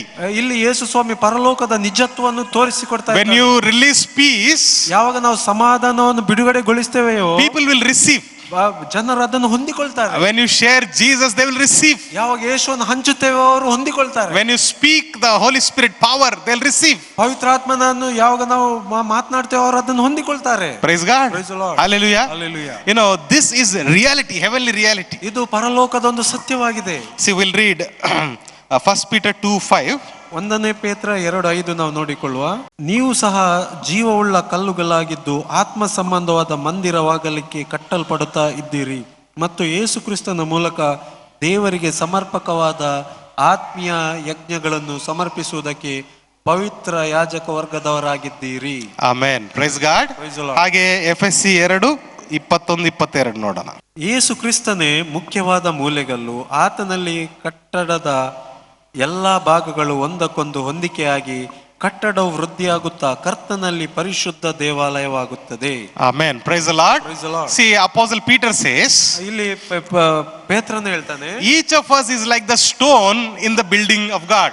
ನಾವು ದೇವರ ಆಲಯದ ಕಟ್ಟಡದಲ್ಲಿ ನಾವು ಪ್ರತಿಯೊಬ್ಬರೊಂದು ಕಲ್ಲುಗಳಾಗಿದ್ದೇವೆ. And Apostle Paul is saying, ಇಲ್ಲಿ ಅಪೊಸ್ತಲ ಪೌಲನು ಹೇಳ್ತಾನೆ, when we all come together, when all the stones put together, the building will be completed. ಎಲ್ಲಾ ಕಲ್ಲುಗಳು ಜೋಡಣೆ ಆದ ನಂತರ ಒಂದು ಕಟ್ಟಡವು ಸಂಪೂರ್ಣವಾಗಿ ಬೀಳ್ತದೆ. Hallelujah. Hallelujah. Praise God. Praise the Lord. This is a spiritual building. ಇದು ಒಂದು ಆತ್ಮಿಕವಾದಂತ ಕಟ್ಟಡ. We have a physical place to worship, ನಮ್ಗೆ ನಾವು ಶರೀರ ಸಂಬಂಧವಾಗಿ ಆರಾಧಿಸ್ಲಿಕ್ಕೆ ಈ ಕಟ್ಟಡವಿದೆ. but the church is not the building. ಆದ್ರೆ ಈ ಕಟ್ಟಡವು ಇದು ಸಭೆ ಅಲ್ಲ. The church is the people. Church ಸಭೆ ಎಂಬುದಾಗಿ ಹೇಳುವಾಗ ಜನರು. That's why the word of God says, encourage one another. ಅದಕ್ಕೆ ದೇವರ ವಾಕ್ಯ ಹೇಳ್ತದೆ, ಒಬ್ಬರನ್ನೊಬ್ಬರು ಆಧರಿಸಿರಿ and build each other up. ಒಬ್ಬರನ್ನೊಬ್ಬರು ಕಟ್ಟಿಕೊಳ್ಳಿರಿ ಅಂತ. Hallelujah. Praise God. Praise the Lord. Encourage one another and build each other up. ಒಬ್ಬರನ್ನೊಬ್ಬರು ಉತ್ತೇಜಿಸಿಕೊಂಡು ಒಬ್ಬರನ್ನೊಬ್ಬರು ಕಟ್ಟಿಕೊಳ್ಳಿರಿ ಅಂತ. And Ephesians 3:10 says, ಒಂದ್ಸತಿ ಓದೋಣ. ಎಫೆಸ 3:10 ನಾವು ನೋಡುವ, ದೇವರು ನಮ್ಮ ಕರ್ತನಾದ ಕ್ರಿಸ್ತ ಯೇಸುವಿನಲ್ಲಿ ಅನಾದಿ ಕಾಲದಿಂದ ಮಾಡಿದ ಸಂಕಲ್ಪದ ಮೇರೆಗೆ ತನ್ನ ನಾನಾ ವಿಧವಾದ ಜ್ಞಾನವು ಪರಲೋಕದಲ್ಲಿ ರಾಜತ್ವಗಳಿಗೂ ಅಧಿಕಾರಗಳಿಗೂ ಈಗ ಕ್ರೈಸ್ತ ಸಭೆಯ ಮೂಲಕ ಗೊತ್ತಾಗಬೇಕೆಂಬುದನ್ನು ಉದ್ದೇಶಿಸಿದ್ದನು. Praise God. Praise the Lord. ಕ್ರೈಸ್ತ ಸಭೆಯ ಮೂಲಕ ಏನ್ ಗೊತ್ತಾಗ್ಬೇಕಂತೆ? What should be revealed through the church of Christ? What should be revealed? ನಾನಾ ವಿಧವಾದ ಜ್ಞಾನವು, ಇಂಗ್ಲಿಷ್ ಅಲ್ಲಿ manifold wisdom of God it says. ಪರಲೋಕದಲ್ಲಿ ರಾಜತ್ವಗಳಿಗೂ ಅಧಿಕಾರಗಳಿಗೂ ಈಗ ಕ್ರೈಸ್ತ ಸಭೆಯ ಮೂಲಕ. Praise the Lord. Praise the Lord. ಯಾರಿಗೆ ತಿಳಿಬೇಕಂತೆ? ರಾಜ ಪರಲೋಕದಲ್ಲಿರುವ ರಾಜ್ಯಗಳಿಗೂ ಮತ್ತೆ ಅಧಿಕಾರಿಗಳಿಗೂ ಈಗ ಕ್ರೈಸ್ತ ಸಭೆಯ ಮೂಲಕ ಗೊತ್ತಾಗಬೇಕು. Praise God. Praise the Lord. Hallelujah. Hallelujah. See the corporate authority that Christ has given to the church. ಸಾಮಾಜಿಕವಾಗಿ ಸಾಮೂಹಿಕವಾಗಿ ದೇವರು ತನ್ನ ಸಭೆಗೆ ಕೊಟ್ಟ ಅಧಿಕಾರವನ್ನು ಇಲ್ಲಿ ನಾವು ನೋಡ್ತೇವೆ. Praise the Lord. Praise the Lord. It is not simply that we share the gospel, sometimes we get beaten and we come back. It is not like that. ಇದು ಕೇವಲವಾಗಿ ನಾವು ಒಬ್ಬರಿಗೆ ಸುವಾರ್ತೆ ಸಾರ್ತೇವೆ, ನಮಗೆ ಯಾರಾದರೂ ಅದರ ಮೂಲಕ ನಾವು ಪೆಟ್ಟು ತಿಂತಾರೆ, ಇದಲ್ಲ. Okay, not just that. ಕೇವಲ ಇಷ್ಟಕ್ಕೆ ಮಾತ್ರವಲ್ಲ. Through you Christ wants to declare the manifold wisdom of God. ದೇವರ ಪರಲೋಕದ ಸಂಬಂಧವಾದ ಜ್ಞಾನವನ್ನು ನಮ್ಮ ಮೂಲಕ ಇಡೀ ಲೋಕಕ್ಕೆ ತೋರಿಸಿಕೊಡಲು ಆತನು ಬಯಸ್ತಿದ್ದಾನೆ. Not only to the people, ಕೇವಲ ಮನುಷ್ಯರಿಗೆ ಮಾತ್ರವಲ್ಲದೆ, but the powers that are in the heavenly realm. ಅಧಿಕಾರಗಳಿಗೂ ರಾಜತ್ವಗಳಿಗೂ ತೋರಿಸಿಕೊಡಲು ಬಯಸ್ತಾನೆ. Praise God. Praise the Lord. The authorities that are in the heavenly realm. ನಾವು ನೋಡ್ತೇವೆ ಪರಲೋಕ ಸಂಬಂಧವಾದ ಅಧಿಕಾರವನ್ನು. Hallelujah. Hallelujah. To them God has called us to reveal God's wisdom. ಅವರಿಗಾಗಿ ನಮ್ಮ ಮೂಲಕ ದೇವರು ತನ್ನ ಜ್ಞಾನವನ್ನು ತೋರಿಸಿಕೊಡಲು ಬಯಸ್ತಾ ಇದ್ದಾನೆ. Praise the Lord. Praise the Lord. Hallelujah. Hallelujah. Even Satan thought he was victorious when Christ died. ಕ್ರಿಸ್ತನು ಸತ್ತು ಹೋದಾಗ ಸೈತಾನ ಯೋಚಿಸಿದ, ನಾನು ಜಯಶಾಲಿ ಆದ. I am sure he must have been fully sorrowed when he was fully worried or tense when he saw that through Christ's death there is a victory. ಆದ್ರೆ ಕಡೆಗೆ ಆತನಿಗೆ ಗೊತ್ತಾಯ್ತು, ಕ್ರಿಸ್ತನ ಮರಣದಿಂದಲೇ ನನಗೆ ಸೋಲಾಗಿದೆ ಎಂದು. Hallelujah. Hallelujah. Praise God. Praise the Lord. You know, God has called us to show wisdom of God to the heavenly realms, to the earthly people. ದೇವರು ನಮ್ಮನ್ನು ಪರಲೋಕ ಸಂಬಂಧವಾದ ಜ್ಞಾನವನ್ನು ನಮ್ಮ ಮೂಲಕ ತೋರಿಸಿಕೊಡಲು ಆತನು ನಮ್ಮನ್ನು ಈ ಭೂಲೋಕದಲ್ಲಿ ಇಟ್ಟಿದ್ದಾನೆ. Revelations 21:3 says we are the holy city of God. ದೇವರ ವಾಕ್ಯ ಹೇಳ್ತದೆ, ಈ ಪ್ರಕಟಣೆ 21:3, ನಾವು ದೇವರ ಪರಿಶುದ್ಧ ಪಟ್ಟಣವಾಗಿದ್ದೇವೆ ಎಂದು. Praise God. Praise the Lord. And we are the spiritual house. ನಾವು ಆತ್ಮಿಕ ಮಂದಿರವಾಗಿದ್ದೇವೆ. Okay, when we say church, ನಾವು ಸಭೆ ಎಂಬುದಾಗಿ ಹೇಳುವಾಗ what comes to your mind? ಏನು ನಮ್ಮ ಜ್ಞಾಪಕಕ್ಕೆ ಬರ್ತದೆ? Sorry, temple of God. Okay, ದೇವರ ಮಂದಿರ. that meaning of it is God is dwelling inside of that. ದೇವರು ಆ ಮಂದಿರದೊಳಗಿದ್ದಾನೆ ಎಂಬುದಾಗಿ. Praise God. Praise the Lord. Hallelujah. Hallelujah. That's why there should be fellowship with one another, love with one another. ಅದಕ್ಕೆ ನಮಗೆ ಇತರ ದೇವರ ಮಕ್ಕಳು ಅನ್ಯೋನ್ಯತೆ ಇರಬೇಕು, ಪ್ರೀತಿ ಇರಬೇಕು. Because it is the dwelling place of God. ಕಾರಣ ಅಲ್ಲಿ ದೇವರು ನಿವಾಸಿಸುವ ಅದು ಸ್ಥಳ, ದೇವರು ನಿವಾಸಿಸುವ ಸ್ಥಳ. It is the place where God declares his wisdom. ಆ ಸ್ಥಳ ಏನೆಂದರೆ ಅಲ್ಲಿ ದೇವರು ತನ್ನ ಜ್ಞಾನವನ್ನು ತೋರ್ಪಡಿಸ್ತಾನೆ. That's why nobody in the church should dare to show envy to one another. ಅದಕ್ಕೆ ಯಾವ ವ್ಯಕ್ತಿ ಕೂಡ ಸಭೆಯಲ್ಲಿ ಒಬ್ಬರಿಗೊಬ್ಬರು ವೈರತ್ವವನ್ನು ತೋರಿಸುವವರಾಗಿರಬಾರದು. Nobody in the church should hate one another. ಒಬ್ಬರನ್ನೊಬ್ಬರು ದ್ವೇಷಿಸುವವರು ಸಭೆಯಲ್ಲಿ ಇರಲೇ ಕೂಡ. It's not like school and college we come and listen to what teacher is saying. ಇದು ನಾವು ಶಾಲೆಗೆ ಅಥವಾ ಕಾಲೇಜಿಗೆ ಬಂದು ಬೋಧಕರು ಏನು ಹೇಳ್ತೆ ಎಂಬುದಾಗಿ ಕೇಳುವಂತದ್ದು ವಿಷಯವಲ್ಲ. This is the house of God. ಇದು ದೇವರ ಮನೆಯಾಗಿದೆ. God is here to share his wisdom to the people. ದೇವರು ಇಲ್ಲಿದ್ದಾನೆ, ಕಾರಣ ಆತನು ತನ್ನ ಜ್ಞಾನವನ್ನು ಜನರಿಗೆ ಕೊಡುವಂತ. There is place for only love of God but no hatred in the church. ಇಲ್ಲಿ ಕೇವಲ ದೇವರ ಪ್ರೀತಿಯೇ ಬರುವಂತದ್ದಾಗಿರಬೇಕು, ಆಗ್ಲಿ ದ್ವೇಷವಲ್ಲ. Praise the Lord. Praise the Lord. Hallelujah. Hallelujah. So let's see practically what we can do. ನಾವು ಪ್ರಾಯೋಗಿಕವಾಗಿ ಏನು ಮಾಡಬಹುದು ಎಂಬುದಾಗಿ ನೋಡಿಕೊಳ್ಳುವ. Hallelujah. Last time we saw some steps, right? 8 steps to pray. How should we pray, right? ನಾವು 8 ಹಂತಗಳಲ್ಲಿ ನೋಡಿಕೊಂಡೆವು ಹೇಗೆ ಪ್ರಾರ್ಥಿಸಬೇಕೆಂಬುದು. Okay, praise God. Praise the Lord. So we'll also pray today. ಈ ದಿನ ಕೂಡ ನಾವು ಪ್ರಾರ್ಥಿಸುವ, seeking the discernment of the Lord. ದೇವರ ವಿವೇಚನಾ ಶಕ್ತಿ ನಮಗೆ ಕೊಡು ಎಂಬುದಾಗಿ ನಾವು ಪ್ರಾರ್ಥಿಸುವ. The word of God gives us discernment to divide between the soul and the spirit. ದೇವರ ಆತ್ಮನು ನಮಗೆ ಶರೀರವನ್ನು ಆತ್ಮವನ್ನು ವಿವೇಚಿಸುವಂತ ವಿಷಯವಾಗಿ ವಿವೇಚಿಸುವಂತ ಶಕ್ತಿಯನ್ನು ಕೊಡ್ತಾನೆ. So when pride comes or worry comes, ಯಾವಾಗ ಹೆಮ್ಮೆ ಅಥವಾ ಚಿಂತೆ ಬರ್ತದೋ, okay, where is it coming from? ಅದು ಎಲ್ಲಿಂದ ಬರುವಂತದ್ದು? Is it coming from the Lord who is inside? ಅದು ನಮ್ಮೊಳಗಿರುವಂತ ದೇವರಿಂದ ಬರುವಂತದ?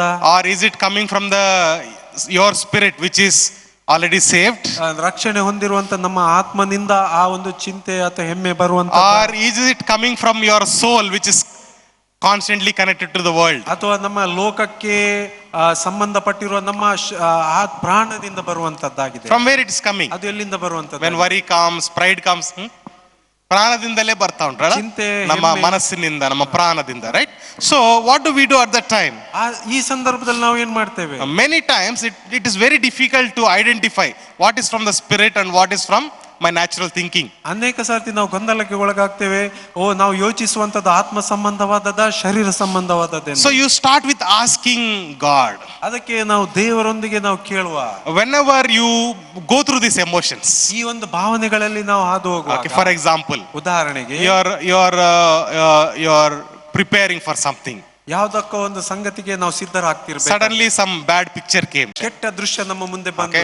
suddenly lustful thoughts will trigger, ಅನೇಕ ಇಚ್ಛೆ ಭಾವನೆಗಳು ಬರುವಂತದ್ದಾಗಿರ್ತದೆ. that time, ಆ ಸಂದರ್ಭದಲ್ಲಿ instead of yielding to that, ಅದಕ್ಕೆ ನಾವು ಒಳಗಾಗುವುದರ ಬದಲಾಗಿ immediately, ತಕ್ಷಣವೇ, what Bible says, ಸತ್ಯವೇದ ಹೇಳ್ತದೆ, what did Joseph do?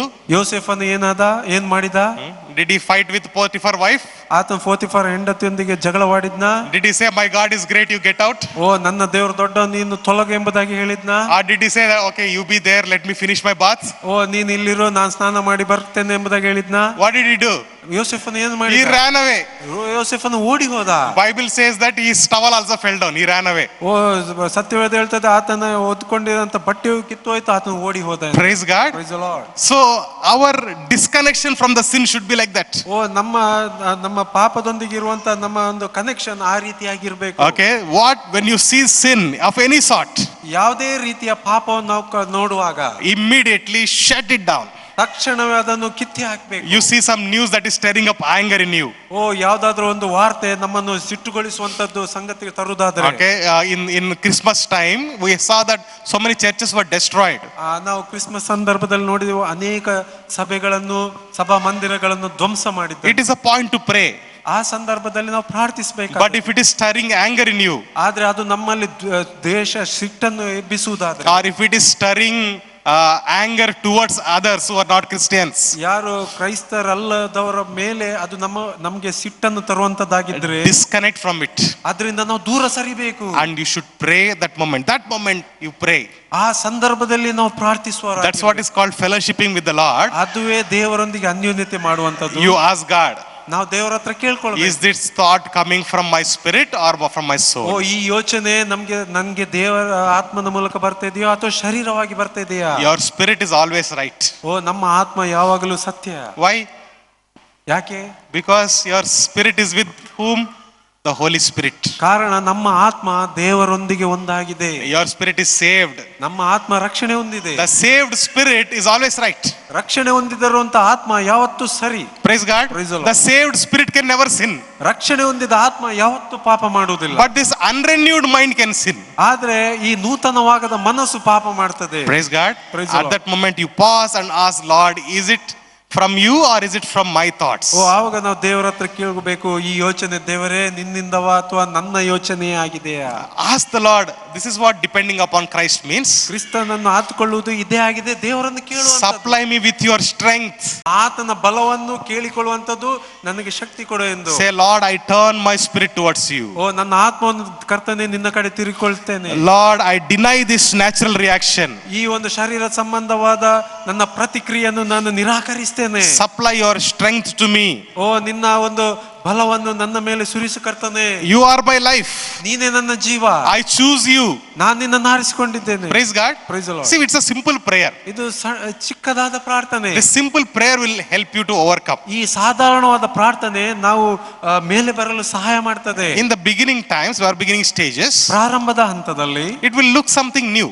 ಇದು ಹೊಸದಾಗಿ ಕಂಡು ಬರ್ತದೆ. It's like you never did this before. ಇದು ನಾವು ಮುಂಚೆ ಮಾಡ್ಲಿಲ್ಲ ಎಂಬುದಾಗಿ ತೋರಿ ಬರ್ತದೆ. Anytime you do something new, it will be like that only. ನಾವು ಹೊಸದಾಗಿ ಪ್ರತಿ ಸರ್ತಿ ಮಾಡುವಾಗ ಅದು ಹಾಗೆ ಕಂಡು ಬರ್ತದೆ. Okay, but when you keep on doing it, keep on practicing, ಆದ್ರೆ ಈ ರೀತಿಯಾಗಿ ಪ್ರತಿನಿತ್ಯ ನಾವು ಮಾಡ್ತಾ ಇರುವಾಗ, you will walk in the authority of Jesus. ನಾವು ದೇವರ ಅಧಿಕಾರದೊಂದಿಗೆ ನಾವು ಜೀವಿಸ್ತೇವೆ. Praise the Lord. Praise the Lord. When you're talking to somebody, ನಾವು ಇತರರೊಂದಿಗೆ ಮಾತನಾಡುವಾಗ they said something you don't like. ಅವರು ಯಾವ್ದಾದ್ರು ನಮ್ಗೆ ಇಷ್ಟಪಡದ ಸಂಗತಿ ಮಾತನಾಡಿದ್ರು. Instead of immediately reacting, ನಾವು ಅದಕ್ಕೆ ನೇರವಾಗಿ ಪ್ರತಿಕ್ರಿಯಿಸುವುದರ ಬದಲು take one moment. ಒಂದು ಕ್ಷಣ ಯೋಚಿಸುವ. Let them speak, but you speak to your spirit. ಅವರು ಮಾತನಾಡ್ಲಿ, ಆದ್ರೆ ನಾವು ನಮ್ಮ ಆತ್ಮನೊಂದಿಗೆ ಮಾತನಾಡುವ. Is it from the spirit or from the soul? By emotion, your emotion. ಈಗ ಬರ್ತಿರುವ ಭಾವನೆ ಅದು ಆತ್ಮನ ಮೂಲಕವ ಅಥವಾ ನಮಗೆ ಶರೀರ ಸಂಬಂಧವಾದ? Is it from the Lord or from my own thinking? ಅದು ಕರ್ತನಿಂದವ ಅಥವಾ ನನ್ನ ಸ್ವಂತ ಯೋಚನೆಯ? Sometimes some thoughts are from God. ಕೆಲವು ಯೋಚನೆಗಳು ದೇವರಿಂದ ಬರುವಂತದ್ದಾಗಿದೆ. Okay, like if somebody is discussing with you and they said something that is not biblical. ಯಾರಾದ್ರೂ ನಮ್ಮೊಂದಿಗೆ ಚರ್ಚೆ ಮಾಡ್ತಿದ್ದಾರೆ, ಅದು ವಾಕ್ಯಾನುಸಾರವಾಗಿ ಕೆಲವೊಮ್ಮೆ ಇರುವುದಿಲ್ಲ. Okay, but the spirit of God inside you tells you that, convey this to them. ಆದ್ರೆ ದೇವರ ಆತ್ಮ ನಮ್ಮೊಂದಿಗೆ ಮಾತನಾಡ್ತಾನೆ, ಅವರಿಗೆ ಇದರ ವಿಷಯವಾಗಿ ತಿಳಿಯಪಡಿಸಿ. So that's why Apostle Paul says, ಅದಕ್ಕೆ ಪೌಲನು ಹೇಳ್ತಾನೆ, anybody who has doubt or confusion, ಯಾರಿಗಾದ್ರೂ ಗೊಂದಲ ಅಥವಾ ಸಂಶಯ ಇರುವುದಾದ್ರೆ give them answer politely. Be ready to give them answer politely anytime. ಅವರಿಗೆ ಯಥಾರ್ಥವಾಗಿ ಉತ್ತರ ಕೊಡ್ಲಿಕ್ಕೆ ಯಾವಾಗಲೂ ನೀವು ಸಿದ್ಧವಾಗಿರಿ. Okay, but sometimes ಆದ್ರೆ ಕೆಲವೊಮ್ಮೆ we like to throw the word of God on the people. ಆದ್ರೆ ಕೆಲವೊಮ್ಮೆ ನಾವು ಜನರ ಮೇಲೆ ನಾವು ದೇವರ ವಾಕ್ಯವನ್ನು ಎಸೆಯುತ್ತೇವೆ. Sometimes we throw the word of God saying that, hey, this is what the Bible says, what you're talking. ದೇವರ ವಾಕ್ಯ ಹೀಗೆ ಹೇಳ್ತದೆ, ನೀನೇನು ಹೇಳೋದಂತ ನಾವು ದೇವರ ವಾಕ್ಯವನ್ನು ಎಸೆಯುತ್ತೇವೆ ಅವರ ಮೇಲೆ. That emotion is not from the Lord. ಅದು ದೇವರಿಂದ ಬರುವಂತ ಭಾವನೆ ಅಲ್ಲ. So we should be able to discern what is from the spirit and what is from the soul. ಅದಕ್ಕೆ ಆತ್ಮನಿಂದ ಬರುವಂತ ಮತ್ತೆ ಶರೀರದಿಂದ ಬರುವಂತ ಯೋಚನೆಗಳನ್ನು ನಾವು ವಿವೇಚಿಸಬೇಕು. Praise God. We talked about applying the cross, right? ನಾವು ಶಿಲುಬೆಯನ್ನು ಅಪ್ಲೈ ಮಾಡುವಂತದ ಬಗ್ಗೆ ನಾವು ತಿಳ್ಕೊಂಡೆವು. And applying the resurrection power to our life. ಪುನರುತ್ಥಾನವನ್ನು ನಮಗೆ ಅಳವಡಿಸಿಕೊಳ್ಳುವುದನ್ನು ತಿಳ್ಕೊಂಡೆವು. Praise Lord. So we pray saying that, Lord, I deny myself and I take up the cross. ಅದಕ್ಕೆ ನಾವು ಪ್ರಾರ್ಥಿಸ್ತೇವೆ, ದೇವರೇ ನನ್ನನ್ನು ನಾನು ನಿರಾಕರಿಸಿ ನನ್ನ ಶಿಲುಬೆಯನ್ನು ನಾನು ಹೊತ್ತುಕೊಳ್ತೇನೆ. And proclaim what the Bible says, I am crucified with Christ. ನಾವು ಘೋಷಣೆ ಮಾಡುವ, ನಾವು ಕ್ರಿಸ್ತನೊಂದಿಗೆ ಶಿಲುಬೆಗೆ ಹಾಕಿಸಿಕೊಂಡಿದ್ದೇವೆ. My natural self is crucified with Christ. ನನ್ನ ಶರೀರ ಸಂಬಂಧವಾದ ಜೀವಿತ ಕ್ರಿಸ್ತನೊಂದಿಗೆ ಶಿಲುಬೆಗೆ ಹಾಕಲ್ಪಟ್ಟಿದೆ. My natural emotions are crucified, natural thoughts are crucified with Christ. ನನ್ನ ಶರೀರ ಸಂಬಂಧವಾದ ಭಾವನೆಗಳು ಎಲ್ಲ ಯೋಚನೆಗಳು ಕ್ರಿಸ್ತನೊಂದಿಗೆ ಶಿಲುಬೆಗೆ ಹಾಕಲ್ಪಟ್ಟಿದೆ. My fleshly desires are crucified with Christ. ನನ್ನ ಶರೀರ ಸಂಬಂಧವಾದ ಯೋಚನೆಗಳು ಶಿಲುಬೆಗೆ ಹಾಕಲ್ಪಟ್ಟಿದೆ. Praise God. Hallelujah. Hallelujah. And you declare to yourself, I no longer I, but Christ lives inside of me. ನಾನು ಇನ್ನು ಜೀವಿಸುವನು ನಾನಲ್ಲ, ಕ್ರಿಸ್ತನೇ ನನ್ನೊಂದಿಗೆ ಜೀವಿಸ್ತಾನೆ. Lord, I submit to you to your death. ನಾನು ನಿನ್ನ ಮರಣಕ್ಕೆ ನನ್ನನ್ನು ಒಪ್ಪಿಸಿಕೊಳ್ತೇನೆ. Praise God. Have you ever prayed like that? ಈ ರೀತಿಯಾಗಿ ಪ್ರಾರ್ಥಿಸಿದ್ದೀರಾ? Lord, I submit myself to your death. ನಿನ್ನ ಮರಣಕ್ಕೆ ಸ್ವಾಮಿ ನನ್ನನ್ನು ನಾನು ಒಪ್ಪಿಸಿಕೊಡ್ತೇನೆ. And I live in your resurrection life. ನಾನು ನಿನ್ನ ಪುನರುತ್ಥಾನದ ಜೀವದಲ್ಲಿ ನಾನು ಜೀವಿಸ್ತೇನೆ. Praise God. Praise the Lord. We were few years back, me and my relatives were praying. ಕೆಲವು ವರ್ಷಗಳ ಹಿಂದೆ ನಾವು ನಮ್ಮ ಕುಟುಂಬದೊಂದಿಗೆ ಪ್ರಾರ್ಥಿಸುವಾಗ, and I was praying, we are dead. ನಾ ಪ್ರಾರ್ಥಿಸ್ತಿದ್ದೇವೆ, ನಾವು ಸತ್ತು ಹೋಗಿದ್ದೇವೆ. Okay, and immediately one of my relatives said, ಒಬ್ಬರು ತುರಂತಾಗಿ ನಮ್ಮ ಕುಟುಂಬದವರೊಬ್ಬರು ಹೇಳಿದ್ರು, ಹಾಗೆಲ್ಲ ಹೇಳ್ಬೇಡ, don't say like that, why you are using the word death? ಇಲ್ಲ ಸಾಯುವಂತದ್ದು ನಾವು ಯಾಕೆ ಈ ಪದವನ್ನು ಉಪಯೋಗಿಸ್ತೀವಿ? I am so scared, don't say like that. ನಾ ಭಯವಾಗ್ತದೆ, ಈ ರೀತಿಯಾದ ಪದ ಉಪಯೋಗಿಸಬೇಡ. ನಿಮಗೆ ಭಯ ಆಗ್ತದ ಹಾಗೆ ಪ್ರೇಯರ್ ಮಾಡಬೇಕಾದ್ರೆ? Don't get scared, Bible says that. ನಾವು ಭಯ ಪಡುದು ಬೇಡ, ಸತ್ಯವೇದ ಹೇಳ್ತದೆ. ವಿ ಆರ್ ಆಲ್ರೆಡಿ ಡೆಡ್, ನಾವು ಈಗಾಗಲೇ ಸತ್ತು ಹೋಗಿದ್ದೇವೆ. Praise God. We are dead to in Christ death. ನಾವು ಕ್ರಿಸ್ತನ ಮರಣದಲ್ಲಿ ನಾವು ಸತ್ತು ಹೋಗಿದ್ದೇವೆ. So pray that prayer. ಈ ಪ್ರಾರ್ಥನೆ ನಾವು ಪ್ರಾರ್ಥಿಸಿ, my self is dead in Christ. ನನ್ನ ಸಂಗತಿಗಳು ಕ್ರಿಸ್ತನೊಂದಿಗೆ ಶಿಲುಬೆಗೆ ಹಾಕಲ್ಪಟ್ಟು ಸತ್ತು ಹೋಗಿದೆ. Praise God. Hallelujah. This person, the sinner, is dead with Christ. ಈ ಪಾಪಿ, ನನ್ನಲ್ಲಿರುವಂತ ಪಾಪಿಯಾದ ವ್ಯಕ್ತಿ ಕ್ರಿಸ್ತನೊಂದಿಗೆ ಸತ್ತು ಹೋಗಿದ್ದಾನೆ. And I live in the Christ resurrection. ನಾನು ಕ್ರಿಸ್ತನ ಪುನರುತ್ಥಾನದಲ್ಲಿ ಜೀವಿಸ್ತೇನೆ. And you say, thank you Lord for dealing with my soul. ನನ್ನ ಆತ್ಮನೊಂದಿಗೆ ನೀನು ವ್ಯವಹರಿಸುವುದಕ್ಕಾಗಿ ಸ್ತೋತ್ರ ಕರ್ತನೆ. Praise God. Praise the Lord. And you keep on declaring, ಈ ವಿಷಯವನ್ನು ನಾವು ಘೋಷಿಸ್ತಾ ಇರೋಣ. Lord, I rise again in Christ's resurrection. ನಾನು ಕ್ರಿಸ್ತನ ಪುನರುತ್ಥಾನದಲ್ಲಿ ಮತ್ತೊಂದು ಸಾರ್ತಿ ನಾನು ಜೀವಿತನಾಗಿ ಎದ್ದು ಬಂದಿದ್ದೇನೆ. Praise the Lord. Praise the Lord. I live in Christ. ನಾನು ಕ್ರಿಸ್ತನೊಂದಿಗೆ ಜೀವಿಸ್ತಾ ಇದ್ದೇನೆ. And Christ lives inside of me. ಕ್ರಿಸ್ತನು ನನ್ನ ಒಳಗೆ ಜೀವಿಸ್ತಾ ಇದ್ದಾನೆ. I am in Christ. ನಾನು ಕ್ರಿಸ್ತನಲ್ಲಿದ್ದೇನೆ. Christ's words are in me. ಕ್ರಿಸ್ತನ ವಾಕ್ಯವು ನನ್ನಲ್ಲಿದೆ. My life is fruitful. ನನ್ನ ಜೀವಿತ ಅದು ಫಲಭರಿತವಾದದ್ದು. And whatever I do is prosperous. ನಾನು ಏನು ಮಾಡಿದ್ರು ನಾನು ಕೃತಾರ್ಥನಾಗ್ತೇನೆ. Because my life is not my life but is Christ's life. ನನ್ನ ಜೀವಿತ ನನ್ನ ಮೂಲಕ ನಡೆಸಲ್ಪಡುವಂತದ್ದಲ್ಲ, ಅದು ಕ್ರಿಸ್ತನ ಜೀವಿತ. Lord, your resurrection, thank you Lord God for that. ನಿನ್ನ ಪುನರುತ್ಥಾನಕ್ಕಾಗಿ ದೇವರೇ ಸ್ತೋತ್ರ. Give me today overcoming power.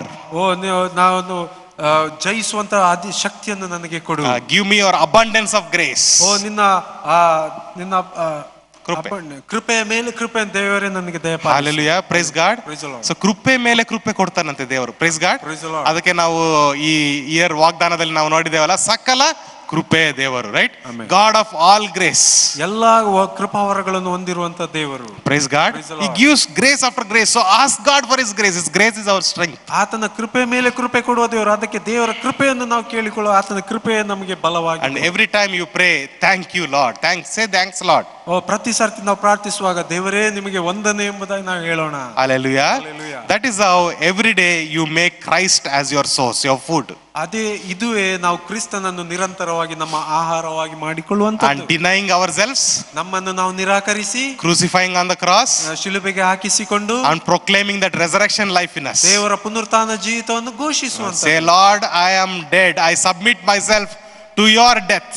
ಓ ದೇವರೇ, ನಾನು ಸತ್ತು ಹೋಗಿದ್ದೇನೆ, ನನ್ನ ಜೀವಿತವನ್ನು ಕ್ರಿಸ್ತನೊಂದಿಗೆ ಶಿಲುಬೆಗೆ ಹಾಕಿಸಿಕೊಂಡಿದ್ದೇನೆ. Today I live only by the power of Christ. ನಾನು ಈ ದಿನ ಜೀವಿಸುವಂತದ್ದು ಕೇವಲ ದೇವರ ಶಕ್ತಿಯಿಂದ, only by the resurrection power of Christ. ಕ್ರಿಸ್ತನ ಪುನರುತ್ಥಾನದ ಶಕ್ತಿಯಿಂದ ನಾನು ಜೀವಿಸ್ತಾ ಇದ್ದೇನೆ. Praise God. So that is about what we experience inside. ಇದು ನಮ್ಮ ಆಂತರಿಕವಾಗಿ ನಾವು ಅನುಭವಿಸುತ್ತಿರುವಂತಹ ವಿಷಯ. Now for practical application about the church, ಇದು ಸಭೆಗೆ ಬಾಹಿರವಾಗಿ ತೋರಿಸುವುದು ಆದರೆ it's especially useful in the cell groups. ಇದು ವಿಶೇಷವಾಗಿ ಇದು cell ಗ್ರೂಪ್ಗಳಲ್ಲಿ ತೋರಿಸಿಕೊಡಬೇಕು. And very very useful in the families. ಇದು ಕುಟುಂಬದಲ್ಲಿ ಬಹಳ ಅವಶ್ಯವಾದದ್ದು. Many times as ministers of God, ಅನೇಕ ಸಾರ್ತಿ ನಾವು ದೇವರ ಸೇವಕರುಗಳಾಗಿದ್ದು, me also many times, ನಾವು ಕೂಡ ಸಹ we try to pray for others, help others, teach others. ನಾವು ಅನೇಕರಿಗೆ ಪ್ರಾರ್ಥಿಸ್ತೇವೆ, ಸಹಾಯ ಮಾಡ್ತೇವೆ, ಉಪಕಾರ ಮಾಡ್ತೇವೆ. Many times we fail to do that to our own family. ಆದ್ರೆ ನಮ್ಮ ಸ್ವಂತ ಕುಟುಂಬಕ್ಕೆ ಮಾಡಲು ನಾವು ಸೋಲ್ತೇವೆ. Okay, there is one saying about doctors in the medicine. Doctors ಗಳು ಔಷಧ ವಿಷಯವಾಗಿ ಹೀಗೆ ಹೇಳ್ತಾರೆ. Okay, that a doctor can operate somebody and treat the patient. ಒಬ್ಬ ಡಾಕ್ಟರ್ ಒಬ್ಬರನ್ನು ಚಿಕಿತ್ಸೆ ಮಾಡಿ ಅವರನ್ನು ಶಸ್ತ್ರಚಿಕಿತ್ಸೆ. Okay, but he cannot do it on himself. ಆದ್ರೆ ಅವನು ಸ್ವಂತಕ್ಕೆ ಅದು ಪ್ರಯೋಗ ಮಾಡ್ಲಿಕ್ಕೆ ಆಗುದಿಲ್ಲ. Likewise in our spiritual life also we are somewhere forgetting our family, our own life. ಆದ್ರೆ ವ್ಯಕ್ತಿಗತವಾಗಿ ನಾವು ನೋಡ್ತೇವೆ, ಕೆಲವೊಮ್ಮೆ ನಮ್ಮ ಕುಟುಂಬವನ್ನು ಎಲ್ಲೋ ನಾವು ಬಿಟ್ಟಿರ್ತೇವೆ. Our own cell group. ನಮ್ಮ ಸ್ವಂತ ಸೆಲ್ ಗ್ರೂಪ್ ಗಳನ್ನು. Okay, we like to be in the public. ನಾವು ಸಮಾಜವಾಗಿ ಇರಲು ಬಯಸ್ತೇವೆ ಯಾವಾಗ. Okay, but it helps your personal life, it helps your own family, it helps your cell group, it helps the church. ಅದು ನಮ್ಮ ವ್ಯಕ್ತಿಗತ ಜೀವಿತವನ್ನು, ನಮ್ಮ ಕುಟುಂಬವನ್ನು, ನಮ್ಮ ಸೆಲ್ ಗ್ರೂಪ್ ಅನ್ನು, ನಮ್ಮ ಸಭೆಯನ್ನು ಅದು ಕಟ್ಟುವಂತದ್ದಾಗಿದೆ. So next time when you go to cell group, ಅದೇ ಮುಂದಿನ ದಿನಗಳಲ್ಲಿ ನಾವು ಮನೆ ಪ್ರಾರ್ಥನೆ ಕೂಟಕ್ಕೆ ತೆರಳಿದಾಗ you tell to the people, ನಾವು ಜನರಿಗೆ ಹೇಳಬೇಕು, this week God has spoken this to me. ಈ ವಾರ ದೇವರು ನನ್ನೊಂದಿಗೆ ಮಾತನಾಡಿದ್ದಾನೆ. Okay, I could fellowship with the Lord and he revealed this to me.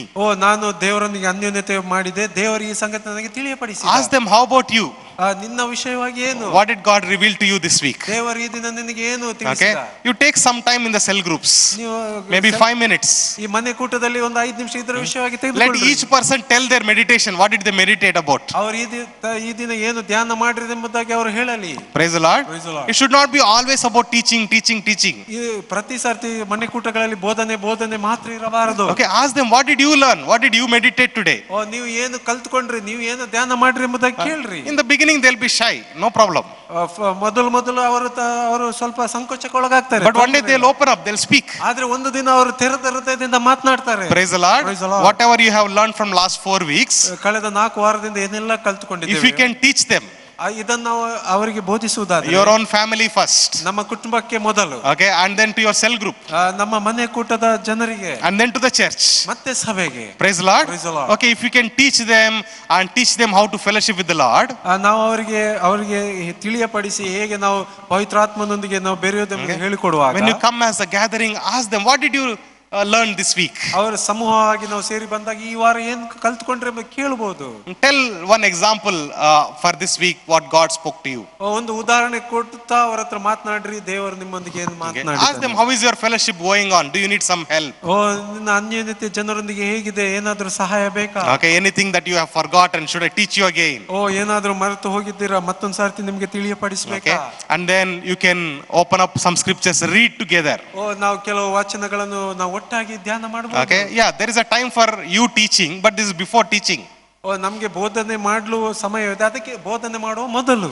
Praise the Lord. Praise the Lord. Okay, take some scripture portion, ಕೆಲವು ವಾಕ್ಯ ಭಾಗಗಳನ್ನು ತೆಗೆದುಕೊಳ್ಳುವ, read together ಒಟ್ಟಿಗೆ ಓದುವ, and pray together. ಒಟ್ಟಾಗಿ ಪ್ರಾರ್ಥಿಸುವ. Okay, like Romans 8:6 just now we read. ರೋಮ 8:16 ವಚನ Okay, ಓದಿದ the mind after the flesh is death, the mind after the spirit is life and peace. ಆ ಶರೀರ ಸಂಬಂಧವಾದ ಮನಸ್ಸು ಅದು ಮರಣವಾಗಿದೆ, ಆತ್ಮ ಸಂಬಂಧವಾದದ್ದು ಜೀವವು ಮನಸ್ಸು. Okay, read that together. ಈ ವಚನ ಒಟ್ಟಾಗಿ Ask them, what did you understand? ಇದರಲ್ಲಿ ಏನ್ ತಿಳಿದು ಬಂತು Can you ಕೇಳುವ. take 1 minute and silently ask the Lord, Lord, what you want me to what do you want me to say about this? ಈ ವಚನದ ಬಗ್ಗೆ ದೇವರೇ ನಾನು ಇವರ ಹತ್ರ ಏನ್ ಮಾತನಾಡಬೇಕೆಂಬುದಾಗಿ Okay. ಪವಿತ್ರಾತ್ಮನ Tell them, you pray for 1 moment. ಒಂದು ನಿಮಿಷ ಇದಕ್ಕೋಸ್ಕರ ಪ್ರಾರ್ಥಿಸಿ Pray like ಅವರಿಗೂ this. ಕೂಡ ಹೇಳ್ರಿ. Ask God, teach me something from this. ಇದರಿಂದ ನನಗೆ ಕಲಿಸಿಕೊಡು ಎಂಬುದಾಗಿ ನಾವು ಹೇಳುವ. And ask them, you tell, what did you understand? ಅವರ ಹತ್ರ ಕೇಳುವ, ನೀವು ಇದರಿಂದ ಏನ್ ತಿಳ್ಕೊಂಡ್ರಿ ಕೇಳ್ರಿ. Praise God. Praise the Lord. And then you pray together. ಒಟ್ಟಾಗಿ ನಾವು ಪ್ರಾರ್ಥಿಸುವ. Pray together and declare, Lord, we as cell group, we as a family, we are not living in the flesh. ನಾವು ಒಟ್ಟಾಗಿ ಪ್ರಾರ್ಥಿಸುವ, ನಾವು ಒಟ್ಟಾಗಿ ಘೋಷಿಸುವ, ನಾವು ಕುಟುಂಬವಾಗಿ, ನಾವು ಈ ದಿನ ಸೆಲ್ ಗ್ರೂಪ್ ಅಲ್ಲಿ ಸಭೆಯಾಗಿ ನಾವು ಶರೀರ ಸಂಬಂಧವಾಗಿ ಜೀವಿಸುವವರಲ್ಲ. We will not allow our mind to live according to the flesh. ಶರೀರ ಸಂಬಂಧವಾಗಿ ನಾವು ಜೀವಿಸಲು ನಮ್ಮ ಮನಸ್ಸನ್ನು ಒಪ್ಪಿಸಿಕೊಡು. But our mind is according to the spirit. ನಮ್ಮ ಮನಸ್ಸು ದೇವರ ಆತ್ಮನಿಗೆ ಅನುಗುಣವಾಗಿದೆ. Our mind is renewed. ನಮ್ಮ ಮನಸ್ಸು ನೂತನವಾಗಿದೆ. Our life is full of peace of God. ನಮ್ಮ ಜೀವಿತ ದೇವರ ಸಮಾಧಾನದಿಂದ ತುಂಬಿದೆ. My mind is full of God's life and peace. ನನ್ನ ಯೋಚನೆಗಳು ದೇವರ ಸಮಾಧಾನ, ದೇವರ ಜೀವದಿಂದ ತುಂಬಿದೆ. Amen. Amen. When you do that practically, ಈ ಸಂಗತಿಗಳನ್ನು ನಾವು ಪ್ರಾಯೋಗಿಕವಾಗಿ ಮಾಡುವುದಾದ್ರೆ, your family, your children, they learn how to read the Bible, they learn how to pray, how to fellowship with the Lord. ನಮ್ಮ ಕುಟುಂಬ, ನಮ್ಮ ಮಕ್ಕಳು ಹೇಗೆ ಪ್ರಾರ್ಥಿಸಬೇಕು, ಹೇಗೆ ದೇವರ ವಾಕ್ಯ ಧ್ಯಾನಿಸಬೇಕೆಂದು ಕಲಿತಾರೆ. And you will see that as you come together as family for the prayer, ಆ ನಂತರ ನಾವು ನೋಡಿಕೊಳ್ತೇವೆ, ಯಾವಾಗ ನಾವು ಕುಟುಂಬವಾಗಿ ಪ್ರಾರ್ಥನೆಗೆ ಸೇರಿ ಬರ್ತೇವೆ, that prayer will be powerful. ಆ ಪ್ರಾರ್ಥನೆ ಶಕ್ತಿಯುತವಾಗಿರುತ್ತದೆ. Praise God. Praise the Lord. If God willing, in the future days I want to talk about family prayers. ಬರುವಂತ ದಿನಗಳ ದೇವರ ಚಿತ್ತವಾದರೆ ನಾನು ಕುಟುಂಬ ಪ್ರಾರ್ಥನೆ ಬಗ್ಗೆ ಹೇಳ ಬಯಸ್ತೇನೆ. There is no powerful prayer like family prayer. ಕುಟುಂಬ ಪ್ರಾರ್ಥನೆ ರೀತಿಯಾಗಿರುವ ಪ್ರಾರ್ಥನೆಗಿಂತ ಹೆಚ್ಚಾದ ಬಲವಾದ ಪ್ರಾರ್ಥನೆ ಮತ್ತೊಂದು. You will see the anointing moving. ದೇವರ ಪ್ರಸನ್ನತೆ ಬಲವಾಗಿ ಚಲಿಸುವುದನ್ನು ನಾವು ನೋಡ್ತೇವೆ. Because there is oneness, right? ಕಾರಣ ಅಲ್ಲಿ ಏಕಮನಸ್ಸು ಇರ್ತದೆ. Hallelujah. Hallelujah. Okay, you should have agreement with one another. ನಮಗೆ ಒಬ್ಬರಿಗೆ ಒಂದು ವಿಷಯದಲ್ಲಿ ನಮಗೆ ಒಪ್ಪಿಗೆ ಇರಬೇಕು. That's why Jesus said, whatever you agree upon, it shall be done. ನಾವು ಏಕ ಮನಸ್ಸಾಗಿ ಯಾವುದು ಒಪ್ಪಿಕೊಳ್ತೇವೋ ಅದು ನಮಗೋಸ್ಕರ ಮಾಡಲ್ಪಡುತ್ತದೆ. If you bind something, it shall be bound. If you release something, it shall be released. ನಾವು ಬಂಧಿಸಿ ಯಾವುದನ್ನಾದರೂ ಒಮ್ಮನಸ್ಸಿನ ಬಂಧಿಸಿದರೆ ಬಂಧಿಸಲ್ಪಡ್ತದೆ, ಬಿಚ್ಚಿದರೆ ಬಿಚ್ಚಲ್ಪಡ್ತದೆ. Praise the Lord. Praise the Lord. Hallelujah. Hallelujah. You ask them, how is your fellowship with Christ in you? ಅದಕ್ಕೆ ನಾವು ಇನ್ನೊಬ್ಬರ ಹತ್ರ ನಾವು ಕೇಳುವ, ಈ ದಿನ ನಿಮ್ಮ ಅನ್ಯ ದೇವರೊಂದಿಗಿರುವ ಅನ್ಯತೆ ಹೇಗಿದೆ?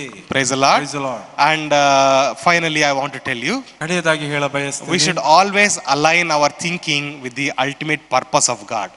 ನಮ್ಮ ಯಾವಾಗಲೂ ನಮ್ಮ ಯೋಚನೆ ದೇವರ ಮೂಲ ಉದ್ದೇಶದೊಂದಿಗೆ ಅದು ಜೋಡಣೆ ಆಗಿರಬೇಕು. What is the economy of God? What is the ultimate purpose of God? ದೇವರ ಕಾರ್ಯ ನಿರ್ವಹಣೆ ಏನಾಗಿದೆ? What is that? To dispense himself in everyone, right? ಆತನು ಎಲ್ಲರ ಮೂಲಕ ಪ್ರಸಾರಣೆ ಹೊಂದಲು. Praise the Lord. Praise the Lord. That should be always in our mind.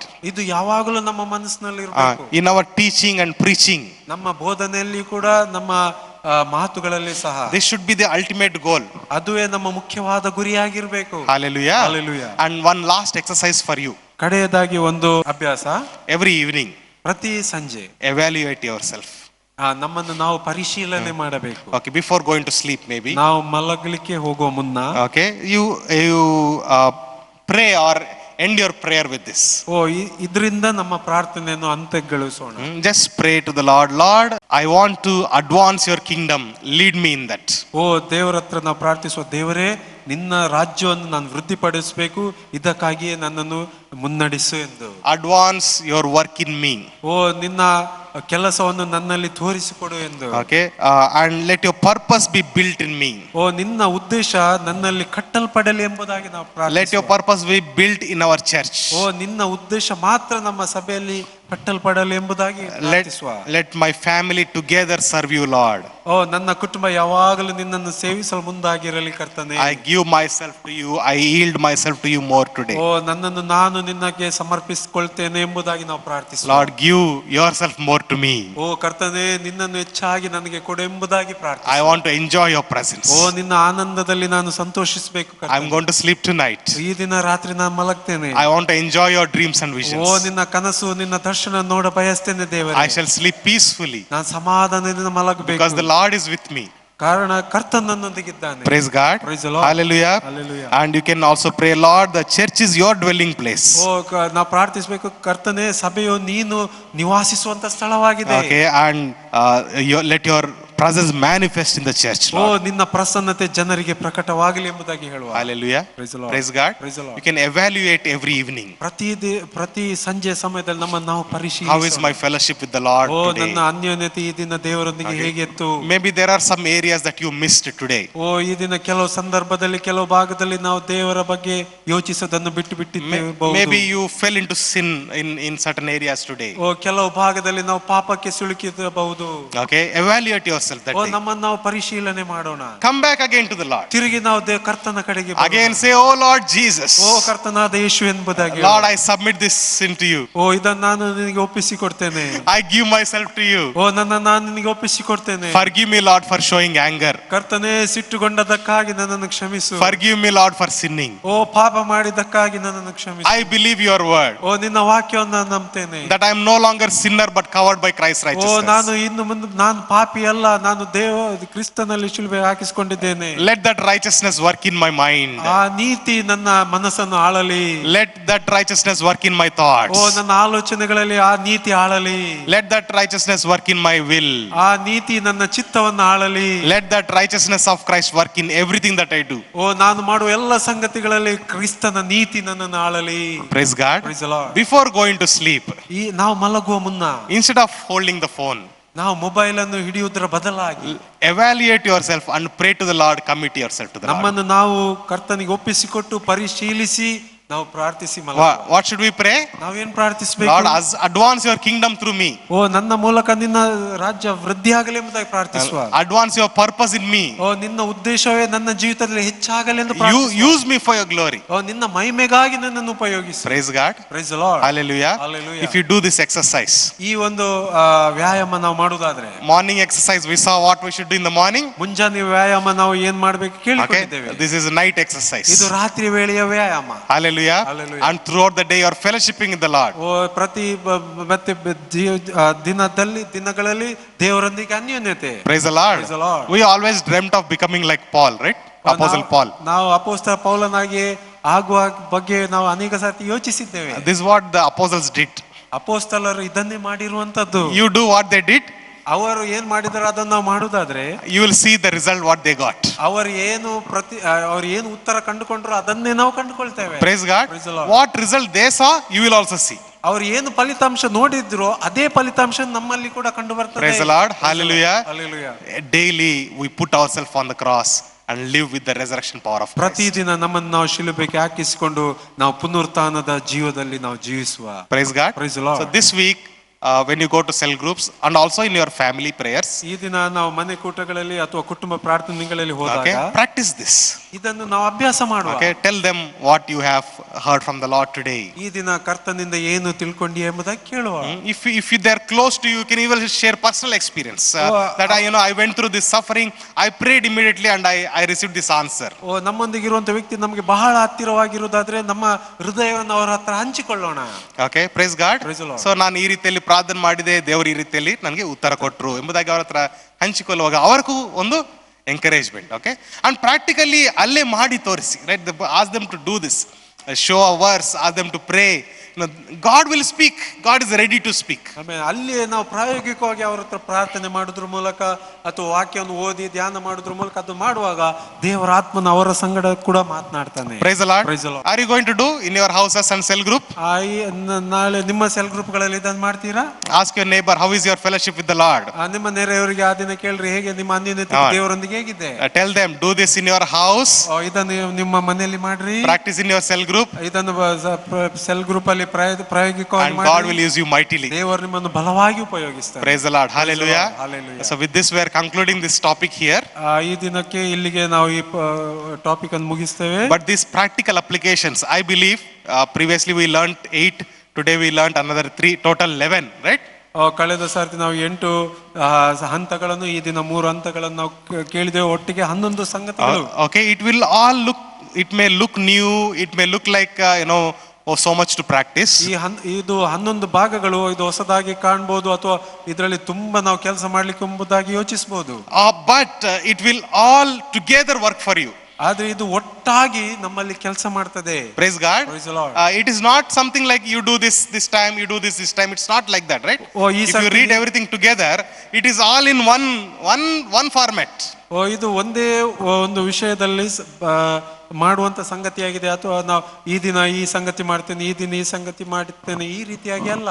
Or it is not like a steps you're climbing steps. It's not like that. ಅಥವಾ ಹಂತವಾಗಿ ನಾನು ಮಾಡ್ತೇನೆ ಎಂಬುದಾಗಿ ಈ ರೀತಿಯಾಗಿ. It is a wholesome, it is a full meal. ಇದು ಒಂದು wholesale ಆಗಿರುವಂತ ಒಂದು ಸಂಗತಿ. Praise God. Praise the Lord. Okay, all together. ಎಲ್ಲವೂ ಒಟ್ಟಾಗಿ. Praise God. And it will abundantly bless you. ಇದರಿಂದ ನಾವು ಹೇರಳವಾಗಿ So let us practice this. ಇದನ್ನು ನಾವು ಪ್ರಾಕ್ಟೀಸ್ ಮಾಡೋಣ. Let us apply in our life, our family, our cell group, our church. ಇದನ್ನು ಅಭ್ಯಾಸ ಮಾಡೋದ್ರ ಮೂಲಕ ನಮ್ಮ ಜೀವಿತದಲ್ಲಿ, ನಮ್ಮ ಕುಟುಂಬದಲ್ಲಿ, ಸಭೆಯಲ್ಲಿ ಇದನ್ನು ಅಳವಡಿಸಿಕೊಳ್ಳೋಣ. Praise God. Hallelujah. Shall we stand to our feet and pray for some time? ನಾವು ಎದ್ದು ನಿಂತು ಸ್ವಲ್ಪ ಹೊತ್ತು ಪ್ರಾರ್ಥಿಸೋಣ. Praise the Lord. Hallelujah. Shall we pray? ನಾವು ಪ್ರಾರ್ಥಿಸೋಣ. Come on, let us pray and call upon the name of the Lord. ಕರ್ತನ ನಾಮವನ್ನು ನಾವು ಕೂಗಿಕೊಳ್ಳುವ. Hallelujah. Oh Lord Jesus. Thank you Jesus. Oh Lord Jesus. Hallelujah. Hallelujah. When you pray like this, look at the Lord who is inside of you. ಈ ರೀತಿ ಪ್ರಾರ್ಥಿಸುವಾಗ ನಮ್ಮೊಳಗಿರುವ ಕರ್ತನನ್ನು ನಾವು ನೋಡಿಕೊಳ್ಳುವ. Look at the Lord who is inside of you. ಕರ್ತನ ನಮ್ಮ ಒಳಗಿರುವ ಕರ್ತನನ್ನು Come on, let us pray. Oh Lord Jesus. ಕರ್ತನಾದ ಯೇಸು ಎಂದು ಪ್ರಾರ್ಥಿಸುವ. Lord, we thank you. ನಿಮ್ಮ ವಂದಿಸುತ್ತೇವೆ. Thank you for your presence. ನಿನ್ನ ಪ್ರಸನ್ನತೆಗಾಗಿ ಸ್ತೋತ್ರ. Thank you that you are here today. ನೀನು ನಮ್ಮ ಮಧ್ಯದಲ್ಲಿ ಇರುವುದಕ್ಕಾಗಿ. Oh Lord Jesus. ಕರ್ತನಾದ ಯೇಸುವೇ. Oh Lord Jesus. ನಮ್ಮ ಕರ್ತನಾದ ಯೇಸುವೇ. We call upon your name. ನಿನ್ನ ನಾಮವನ್ನು ನಾವು ಕರೀತೇವೆ. We call upon your ನಿನ್ನ name. ನಾಮವನ್ನು ನಾವು ಕೂಗುತ್ತೇವೆ. In your name there is salvation. ನಿನ್ನ ನಾಮದಲ್ಲಿ ರಕ್ಷಣೆ ಉಂಟು. In your name there is deliverance. ನಿನ್ನ ನಾಮದಲ್ಲಿ ಬಿಡುಗಡೆ ಉಂಟು. Oh Lord Jesus. ಓ ಕರ್ತನಾದ ಯೇಸುವೇ. As we call upon your name, ನಿನ್ನ ನಾಮವನ್ನು ಕರೆಯುವಾಗಲೇ let the healings take place, Lord. O ಸ್ವಸ್ಥತೆ ಉಂಟಾಗಲಿ. Oh Lord Jesus. ಕರ್ತನಾದ ಯೇಸುವೇ. Oh Lord Jesus. ಕರ್ತನಾದ ಯೇಸುವೇ. As we call upon your name, ನಿನ್ನ ನಾಮವನ್ನು ಕರೆಯುವಾಗಲೇ let every sinful habit break in Jesus' ಎಲ್ಲ ಪಾಪ name. ತುಂಬಿದ ಜೀವಿತಗಳು ಮುರಿದು ಬೀಳಲಿ. Every sinful thought break. ಎಲ್ಲ ಪಾಪ ತುಂಬಿದ ಯೋಚನೆಗಳು ಮುರಿಯಲ್ಪಡಲಿ. Oh Lord ಓ Jesus. ಕರ್ತನಾದ ಯೇಸುವೇ. As we call upon your ನಿನ್ನ name, ನಾಮವನ್ನು ಕರೆಯುತ್ತಿರುವಾಗ every sickness break from our families. ಎಲ್ಲ ಕಾಯಿಲೆಗಳು ನಮ್ಮ ಕುಟುಂಬ ಬಿಟ್ಟು ಹೋಗಲಿ. Every sickness break from our bodies.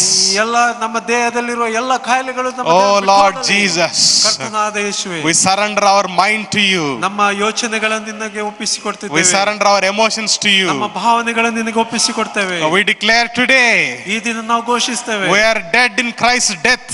ನಾವು ಕ್ರಿಸ್ತನ ಮರಣದಲ್ಲಿ ನಾವು ಸತ್ತಿದ್ದೇವೆ. We are dead upon the cross. ನಾವು ಕ್ರಿಸ್ತನೊಂದಿಗೆ ಶಿಲುಬೆಗೆ ಹಾಕಿಸಿಕೊಂಡು ಸತ್ತಿದ್ದೇವೆ. No longer us, but Christ lives inside of us. ಇನ್ನು ಜೀವಿಸುವನು ನಾನಲ್ಲ, ಕ್ರಿಸ್ತನೇ ನನ್ನಲ್ಲಿ ಇದ್ದುಕೊಂಡು We ಜೀವಿಸುತ್ತೇವೆ. receive strength from the resurrection power. ನಾವು ಕ್ರಿಸ್ತನ ಪುನರುತ್ಥಾನದ ಶಕ್ತಿ ಮೂಲಕ ನಾವು ಬಲಗೊಂಡಿದ್ದೇವೆ. Same spirit who raised Jesus from the dead is living inside of us. ಯೇಸುವನ್ನು ಸತ್ತರೊಳಗಿಂದ ಎಬ್ಬಿಸಿದ ಆತ್ಮನೇ ಈ ದಿನ ನಮ್ಮ ಆತ್ಮನೊಂದಿಗೆ ಜೀವಿಸ್ತಾ ಇದ್ದಾನೆ. Oh Lord Jesus. ಓ ಕರ್ತನಾದ ಯೇಸುವೇ. Strengthen us, Lord God. ನಮ್ಮನ್ನು ಬಲಪಡಿಸಿದ್ದೇವೆ. Oh Lord ಓ Jesus. ಕರ್ತನಾದ ಯೇಸುವೇ. Oh Lord ಓ Jesus. ಕರ್ತನಾದ ಯೇಸುವೇ. Let your resurrection power rise up within me. ಓ ನಿನ್ನ ಪುನರುತ್ಥಾನದ ಶಕ್ತಿ ನಮ್ಮ ಮೂಲಕ ತೋರಿ ಬರಲಿ. Let your resurrection power raise inside of me. ಓ ನಿನ್ನ ಪುನರುತ್ಥಾನದ ಶಕ್ತಿ ನನ್ನ ಮೂಲಕ ಎದ್ದು ಬರಲಿ. And change everything in me, Lord. ನನ್ನ ಜೀವಿತದ ಎಲ್ಲವನ್ನು ಬದಲಾಯಿಸಲಿ ಕರ್ತನೇ. Everything be changed. ಎಲ್ಲವೂ ಬದಲಾಗಲಿ ನನ್ನ My ಜೀವಿತದಲ್ಲಿ. thoughts, my will, my emotions be changed. ನನ್ನ ಯೋಚನೆ, ನನ್ನ ಭಾವನೆ, ನನ್ನ ಚಿತ್ತ ಎಲ್ಲವೂ ಬದಲಾಗಲಿ. Let my words and actions change. ನನ್ನ ಸ್ವರವು, ನನ್ನ ಎಲ್ಲ ಕಾರ್ಯಗಳು ಬದಲಾಗಲಿ. The way I hear, the way I see change in Jesus' ನಾನು name. ಕೇಳುವಂತ ಸಂಗತಿ, ನಾನು ನೋಡುವಂತ ದೃಷ್ಟಿ ಬದಲಾಗಲಿ. Oh Lord Jesus. ಓ ಕರ್ತನಾದ ಯೇಸುವೇ. Thank you, Lord. ವಂದನೆ ಯೇಸುವೇ. Thank you, Lord. ವಂದನೆ ಯೇಸುವೇ. You are our food. ನೀನು ನಮ್ಮ ಆಹಾರವಾಗಿದ್ದಿ. Lord, eat you every day. ನಿನ್ನನ್ನು ನಾವು ದಿನವೂ ಸೇವಿಸ್ತೇವೆ. We eat you, Lord. ನಿನ್ನನ್ನು ನಾವು ಸೇವಿಸ್ತೇವೆ. We eat your word every day. ನಿನ್ನ ವಾಕ್ಯವನ್ನು ದಿನಾಲು ನಾವು ಸೇವಿಸ್ತೇವೆ. You are our strength. ನೀನೇ ನಮ್ಮ ಬಲವಾಗಿದ್ದೀ. Oh Lord ಓ Jesus, ಕರ್ತನಾದ ಯೇಸು, you are our life. ನೀನೇ ನಮ್ಮ ಜೀವ. You are our source, Lord. ನೀನೇ ನಮ್ಮ ಮೂಲವಾಗಿದ್ದೀ Oh, ಕರ್ತನೇ. thank you, Lord God. ಓ ಕರ್ತನೇ, Lord, we pray today ಈ ದಿನ ನಾವು that ಪ್ರಾರ್ಥಿಸ್ತೇವೆ. whatever we have learned, Lord God, ಏನೆಲ್ಲ ಈ ದಿನ ನಾವು ಕಲಿತುಕೊಂಡಿದ್ದೇವೋ, Lord, we thank you for every practical thing. ಎಲ್ಲ ಪ್ರಾಯೋಗಿಕವಾದ ಸಂಗತಿಗಳಿಗಾಗಿ ಸ್ತೋತ್ರ. This is not only teaching, but this is practice. ಇದು ಕೇವಲ ಒಂದು ಬೋಧನೆ ಅಲ್ಲ, ಇದು ಪ್ರಯೋಗ ಮಾಡುವಂತದ್ದೇ.